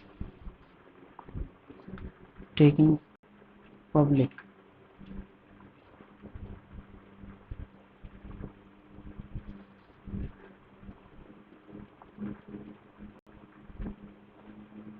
this is the protected, this is the public, and this is the intermain. So according to if the parent class is a protected and inside the child class which is a public, then the this attribute is treated to be the protected. So main class, if we want to access this in the main class, we can't do. This can be accessible in this, but it cannot accessible again from this class, okay, from child class to the main class, can't do. But if we use the setter and getter files, if we use here is what getter file, then it can be accessible to this class also, okay, with the help of getter file. uh, Types of inheritance. Inheritance simple means if we are inheriting the A class to the B, simple. Multi-level means if the A is accessible, B is accessible, accessing C is accessing B is accessing A. Multiple, multi-level, okay. So multiple means what? Multiple means they are accessing the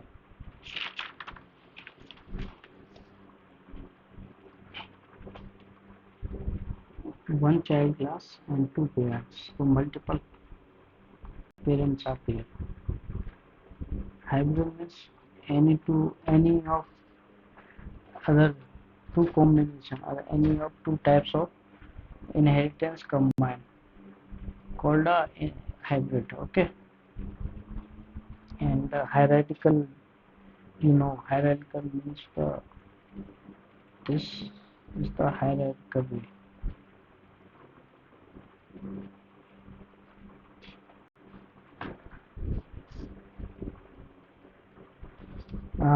Hierarchical means the one class as serve as a parents for more than one class, okay. If one parent class is behave like a more than one, more having a more than one child classes, and it is called hierarchical, okay. And if we want to hybrid means like this way, this and this this is a simple, this is the hybrid model. So combine is, this is the hierarchical model and combine is the hybrid model, okay. So this is about the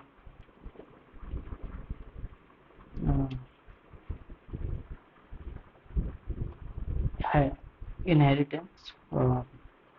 There is a one more concept, inheritance ambiguity, okay. Inheritance ambiguity. So what is inside this? There is a function, there is a class A, there is a class B, and it is using the function, and it is using the function same function name, and C wants to us, C is the child of both, and now according to inheritance, that C is also having a this function property and this function property. So if we call the function inside the C, then the which function is called, A class function and B class function, which function is called if we call this function. So this is the ambiguity. To resolve this ambiguity, we can resolve by scope resolution operator. So what we will do, then we will take address resolution function. If we want to run this function, then we will say there is a object of class A function. So it will, inside the C, it will run only this function. If we want to run this function f1, then object of a class B address scope resolution function, so it will run this function. Okay, so this way the the scope resolution operator scope resolution uh, scope resolution operator solve this problem, inheritance MCQ. Okay, so inheritance is completed. And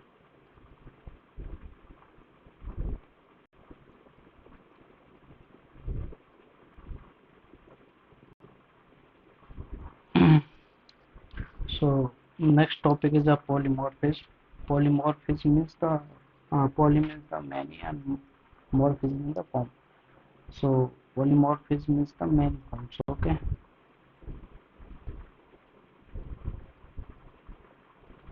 so let's take it is a man. Man can be the father, can be the husband, can be the someone's son. So man have a many forms. Like this, imagine man as a function. So one function is behave like a different functionality in different scenario. Then this is called polymorphism. Okay, so polymorphism allow the same function like a man or operator to behave differently on the uh, on the context based or input type, uh, object type or implementation. So it is saying that polymorphism allow the same function name that our operator or function or operator behave differently behave differently based on the condition. Okay, which condition? Input type condition, object type, this type of object, and implementation. So the one function behave different kind of uh, behavior on the basis of input, object, and implementation. Input, object, and implementation. This is called polymorphism. So polymorphism mainly two types, and compile time and runtime. Compile time is static polymorphism. It is another name. And runtime is a dynamic polymorphism, or we can say function or method overriding. Okay, this is very famous. So the two types of polymorphism: compile time and runtime. And compile time is also further divided into two types: the function overriding, function overloading, and operator overloading. Okay, so the we can say again there is a two type of polymorphism: compile time and runtime. And compile time is static polymorphism, and runtime is a dynamic or function overriding. And compile time is also divided into two types: the function overriding and function overloading, and operator overloading. Okay, so first is a function overloading. What is a function overloading? So function overloading is nothing. If the class a class A contain the function name, mainly class A contain the functions, different functions with the same name. Say hello, say hello, and say hello. Name of a function is same, but they are only differ by the input parameters. Only differ by the input parameters. So if uh, if the object obj is a object of a class A, and if we call the say hello and we are not passing anything, so it will call this function. And if we pass the integer value to the say hello, then it will perform this function. And if we pass the string and character, then it will execute this function. So the same function name is behaving different on the according to the input parameters, then this is called function overloading. So the function name are same, and the input arguments should be the different, otherwise the problem will occur. If I will delete this and make both the function same, then it will show the error. It will show the error because both the same uh, exactly become a same, because the parameters are same, function name is same.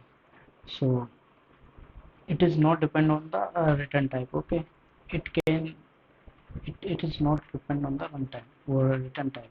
So return type can be anything. So we just the function only by the input parameters or name of a function. Okay, so this is called overloading, function overloading. So we overload the function, and same function is behave according to the behavior of a input parameter. So this is called function overloading. And second type is a function operator. Second type is a operator overloading. Operator overloading is what? Operator overloading is the, we know na what plus 2, what minus 2, it's subtracting, it addition, percentile, it is a mode function. So if I will able to make this plus sign, it is doing only two things, addition or concatenation of a two string, but I will make this plus as my requirement, or I will define the functionality of this plus sign according to my requirement, or we can if I am able to make it a user defined function of a plus. If somebody do the plus, then it will do something else like a minus, or say Sachin or something. Then this is called operator overloading. So we make a one operator and define its functionality according to our requirement. So this is called functional operator overloading. Operator overloading in a C++ is a feature allow to redefine, okay, allow the redefine the meaning of a operator for a user defined types. So it is redefining the meaning of a operator. So we can say operator overloading is the redefining the meaning of operator, any operator, plus minus something something. So mostly the operator overloading is applied on the all the operators except these few. So we can't overload this, the member access and pointer to the member and scope resolution, type of type ID. These are the uh, 5 operators which cannot be the overloaded, otherwise all the operators can be the overloaded. So what are the operators which are not overloaded with the are the function access, member access, pointer to the member, scope resolution, size of type ID. These are the 5 type of operator which can't be the overload. Okay, so the syntax of operator overloading is we put these are the written types, no worry. Okay, so we will say the operator which we wants to overload, and this is the bracket, closing bracket. And same way, if we want to plus to overload, we will write like this. If we want to uh, percentile or mode function to overload, then we will write like this: the function type operator, this sign, the operator which we want to override, and overload, and function. And third is the operator, and operator that we want to break it as a overload, so we will put this overload, and this is already defined. So this is the syntax. Let's see the example. Okay, so in a main function there is a complex number. Two complex numbers are there: 3 plus 2 iota and 1 plus 7, 1 plus 7 iota, and we want to display this, and it is calling this function. Okay, c1 plus c2. Can you see c1 plus c2? Okay, so it will call this operator overloading. What is happening this operator overloading? Can you see? Check this. So this is the syntax. It is returning the, this is the return type. This is the syntax: operator plus we want to this operator to overload, and we are passing this.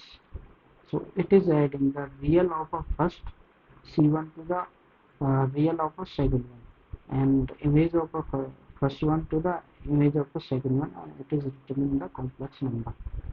So like this, what is happening inside, we can see this. If c1 is this 3 plus 2 iota, and c2 is the 1 plus 7 iota, and 3 is a real, 2 is imaginary. Here the 1 is a real and 7 is imaginary, and we want to call this function. We are calling this function here. Okay, so c1 is a what is doing, what is happening here. Then result plus dot real means it is adding the real to real, c1 real to the c2 real, and c1 imaginary to c2 imaginary. Okay, then it is giving this output and showing this. So you are, one thing to understand is here it is return type plus operator, those operators which we want, bracket, and this is the pop syntax. Okay, operator.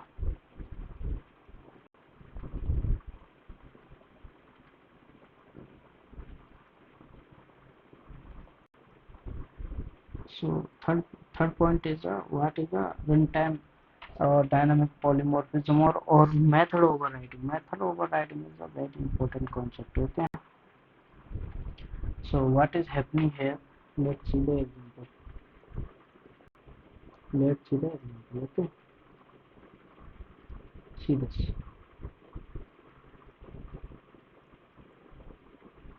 So you can see that there is a class name animal. There is a class animal.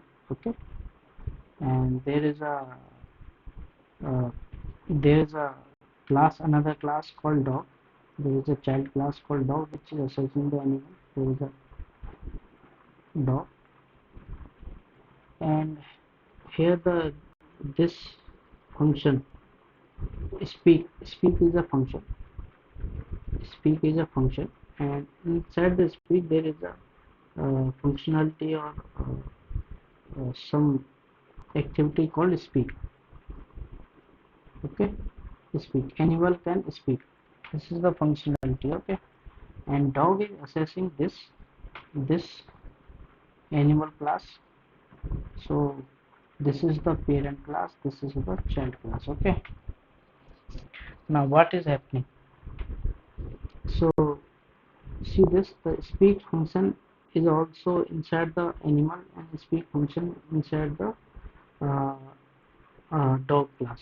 So speak inside, so dog is assessing or inherited the animal class. So the speak method is already speak method is already inside the doc. Okay, so there, let's say there are the several uh, lines are there. There are the several functionality. Let's say 10 functionalities there inside the speak, and the dog class, inside the dog class there is a speak function, and we added the uh, bark. So bark is added. So the dog is assessing these 10 functionality here, plus the it is added only the bark. So there is a 11 functionality and the dog is enjoying. Okay. So what is the benefit of this? The dog need not to rewrite again this 10 functionality because it is assessing the speak function here. And or a second thing it can do, it can change any of the functionality of a speak class. Let's see the example. Okay, let's see the one good example. So this is the animal class.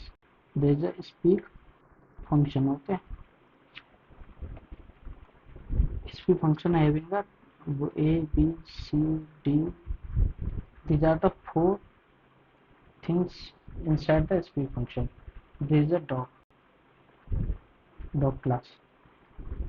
There is a it wants that dog wants that the inside the dog there is also a function called speak, and dog wants uh, to write. Dog wants all this functionality here, but only dog wants only ABC, not D, not D. In place of D, dog wants E. Okay, so it can be done with the help of method overriding. How? Dog can only change the D and make it E, and it will enjoy all the A, B, C, E. So the advantage, you know, what are the advantages? The dog class is designed first. It can it need not to write again many functions, so reusability is there. A second, dog can make changes according to their requirement, like it change the E according, it change the D according D by the E, and so it can change the value attributes according to its requirement, and it is reusable, not need not to write again the things. Okay, so these are the functionality of two things the dog class enjoying with the animal class, with the help of animal class. So this is the what we say method override. It override the methods. Method means function. It override the speak method with the dog speak method. It overriding the things.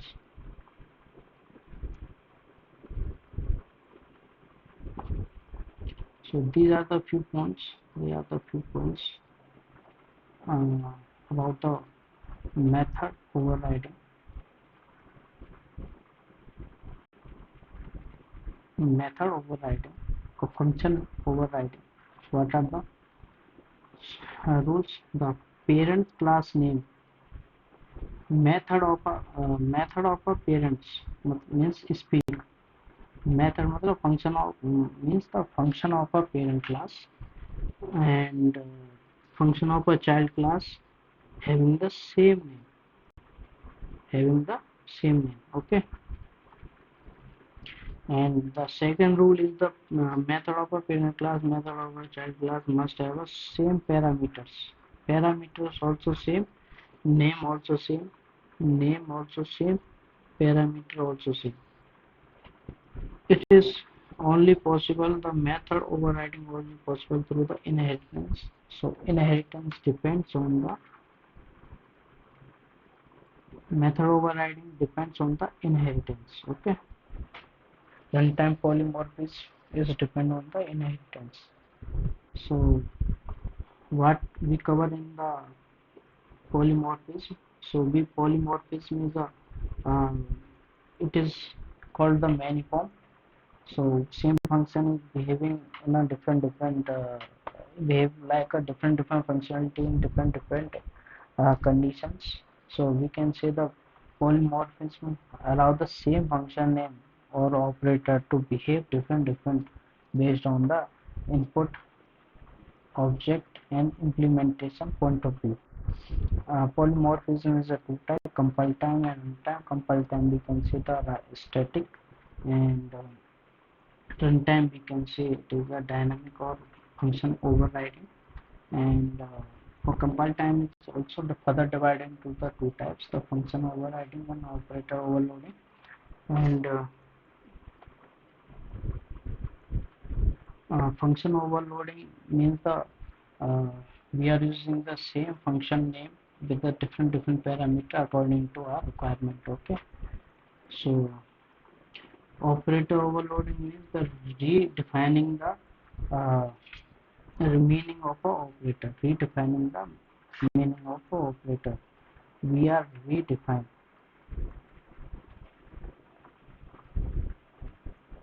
meaning of operator according to our requirement. Okay.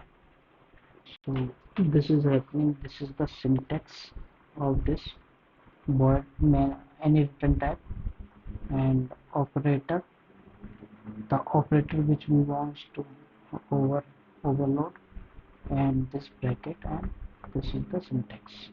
Okay, we can see this. And method overriding is using child class is using the same function or method, and the method or function child class is using which can be reused by the child class, and it can be the child class can make a modification also in the method. Okay, it can make a modification, so it is reusing the code, and it can make a changes inside the function also. And these are the four rules, 3 or 4 rules of a method overriding. The name of a function of a, these are the function one, and this is a child, this is a parent class, this is a child class function one. So name should be same, input parameter should be same, and it should be inheritance, depend on the inheritance. So these are the rules. Okay. Okay.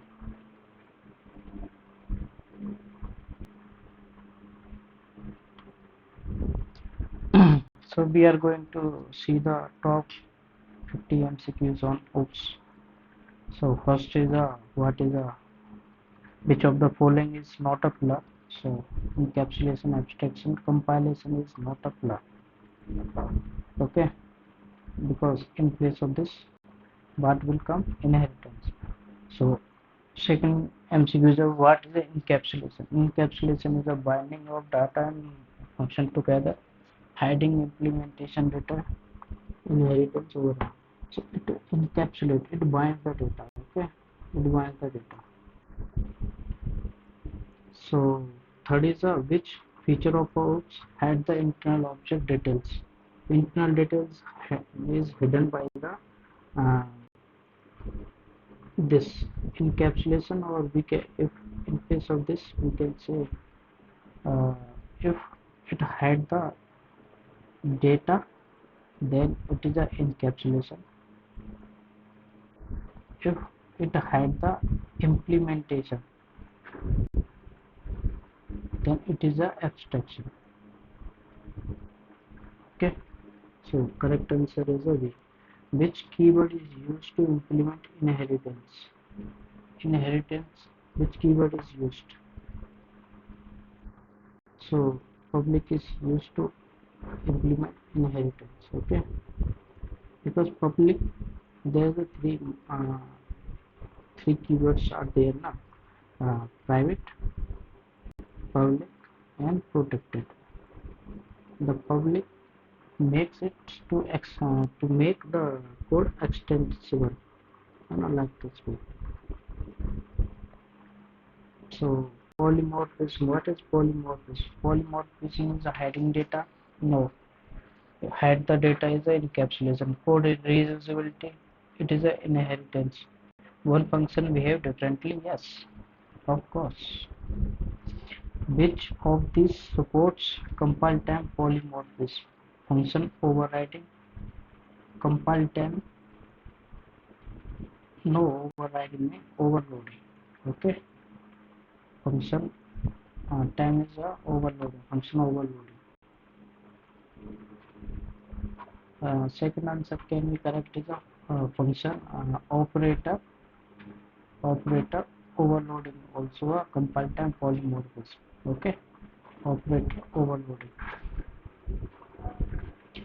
So which mechanism allow an object to take many forms? Many forms. Polymorphism. Actual definition is of many forms. Okay. Which feature promote code reusable in OOPS? Code को reusable make reusable inheritance, because class A code is used by class B because it is a parent, it is a child. So example 9. Which of the following is used for the runtime polymorphism? Runtime is a overriding. Overriding. So overloading, overloading, virtual function. So operator overloading is not a, it is a compile time. Constructor overloading not, function overload not. Virtual function, okay. This is the runtime polymorphism, or we can say function overriding. Abstraction is implemented using abstraction. Class is an object. Abstraction, class, and interface. Interface, if you see the interface name, then it is an abstraction. Okay. Constructor. A constructor is what?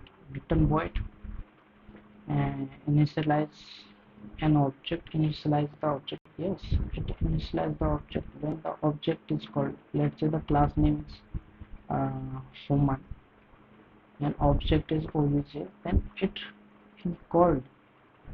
Constructor is called at this time and it initializes the object. So B is the correct answer. Which of the following is not a type of inheritance? No, it is not type. It is actually a fourth pillar. It is one of the four pillars. Encapsulation. So which operator cannot be overloaded? Which operator? This can't be overloaded. This operator, and this operator, uh, ID, and something.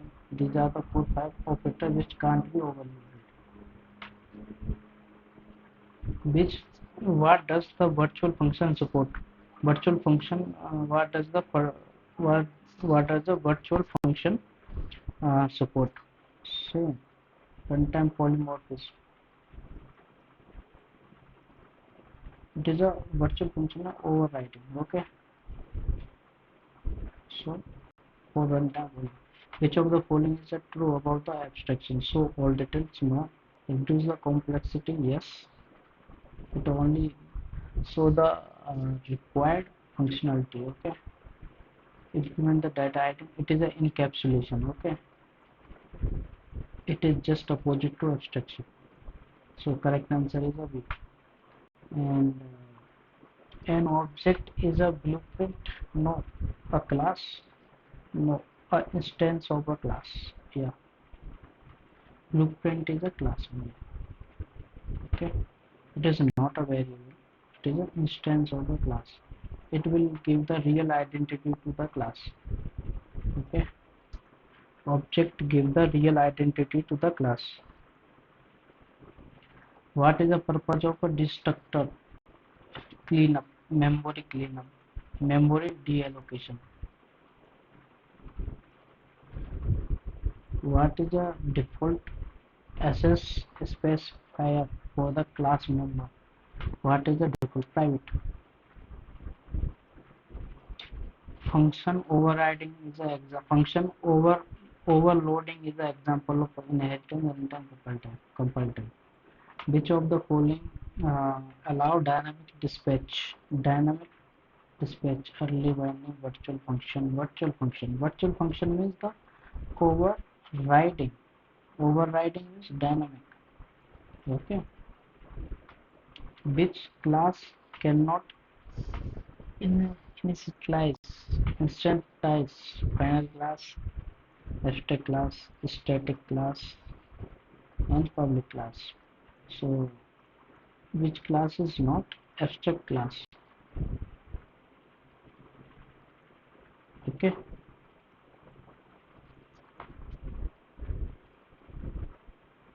Which is the size of empty class in C++? Is 1, because it maintains some track and some identity, so it can't be 0, so it gives the 1 byte.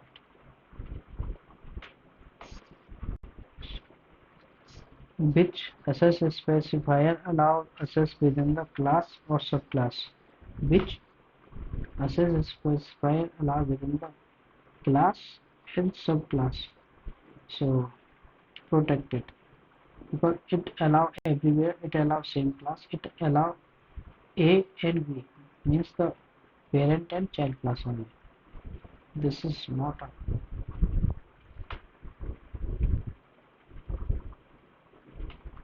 which OOPS concept is used? Security. Security means the encapsulation, because data hiding. Pure virtual function has a implementation must be defined in a base class. Pure virtual function. So can it is written as 0. Virtual function means overriding. Overriding runtime. Runtime means it is written as 0. Okay.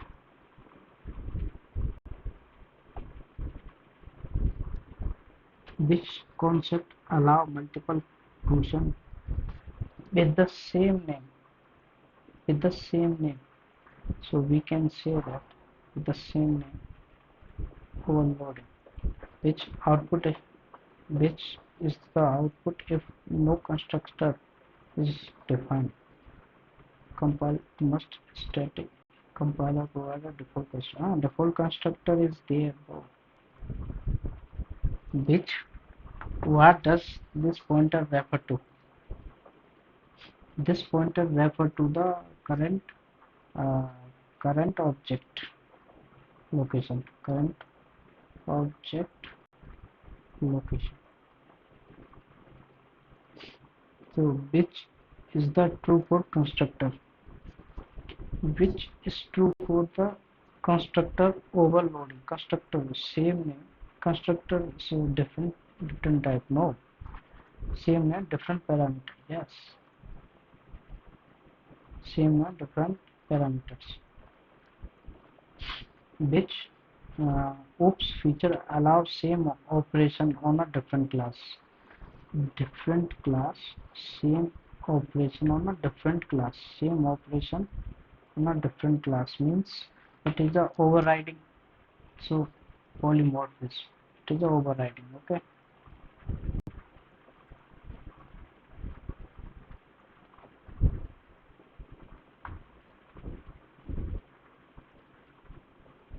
So we can say that different function,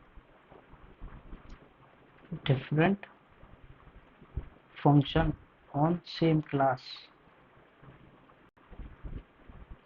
is called function overloading, and if save function on different class is called function overriding.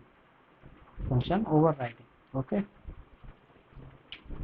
these are both are part of a polymorphism. Which is the example of a function overriding? Which is the an example of a function overriding? So print void print float. No, it is not example because the parameter is different. Base and derived class the board display. It can be add no chapter. So base and derived class board display. Okay, both have a same. It is a rule of a function overriding. One of the rule of a function overriding. So next MCQ is which of the following can be the private in a class? Which can be a private? Member variable only, member function only, constructor only, private. All can be the private. Okay, which when is the destructor is called when memory is created, memory is given, when object goes out of scope. Memory deallocation of a memory destructor is called. So option C is right. What type of a function is not inherited? A. Private can't be inherited because it is only accessible inside the same class only. So that's why A is correct. Which is the correct way to create a pointer to an object? Which is the correct way? Class object class one. This is the correct way. This is the syntax. Class name of a class hero object name for hero class. Okay, semicolon is there. So what is the correct order of oops? Correct order of oops. So first code design test. No, design code and test. No, it is a waste. What is the correct syntax to declare a friend function? Friend function is correct syntax is a friend bot function. Friend is first, then void, then test. Okay, friend function. Static function in a class. What is a static function in a class? Static function. Static on the static member, SS all members, and SS anything. It is a private. It is only the static can be accessed by the static member only. Which concept reduce the duplication, code duplication? A. Inheritance, because we are using the code reusability is there. Which function get automatically called an object destruction? Constructor destructor is automatic destructor. Which is used to allocate the memory dynamically. Which is used to allocate memory dynamically. New variable is used. What is a base class? Derived class inherited from the another class that inherits other. No. So inherited as a parent class. No inheritance. Okay. What happens if the virtual destructor is not used in a base class? Derived class is what called program constructor. Derived won't call. Which of the following is not true about oops? Increase the This is false. Support procedural operation false. Make debugging hard false. Improve the maintenance. Make debug, which is not true.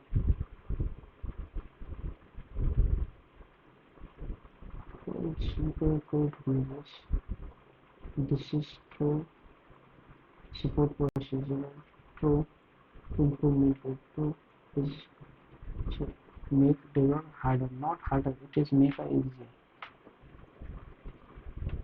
Multiple inheritance meaning class with multiple object, multiple inheritance class, multiple.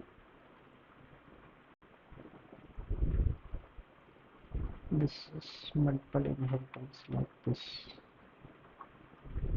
Class with multiple object, class from the multiple more than one base class. Yes.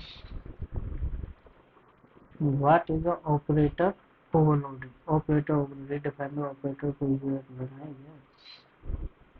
Virtual function are resolved at virtual runtime because it is a overloading, overriding. It is overriding, that's why it is on a runtime. The main benefit of abstraction is reusability, flexibility, high complexity. Yes, high complexity. A class within a class is a class within a class is called superclass. Inner class, master, drive, inner class, master.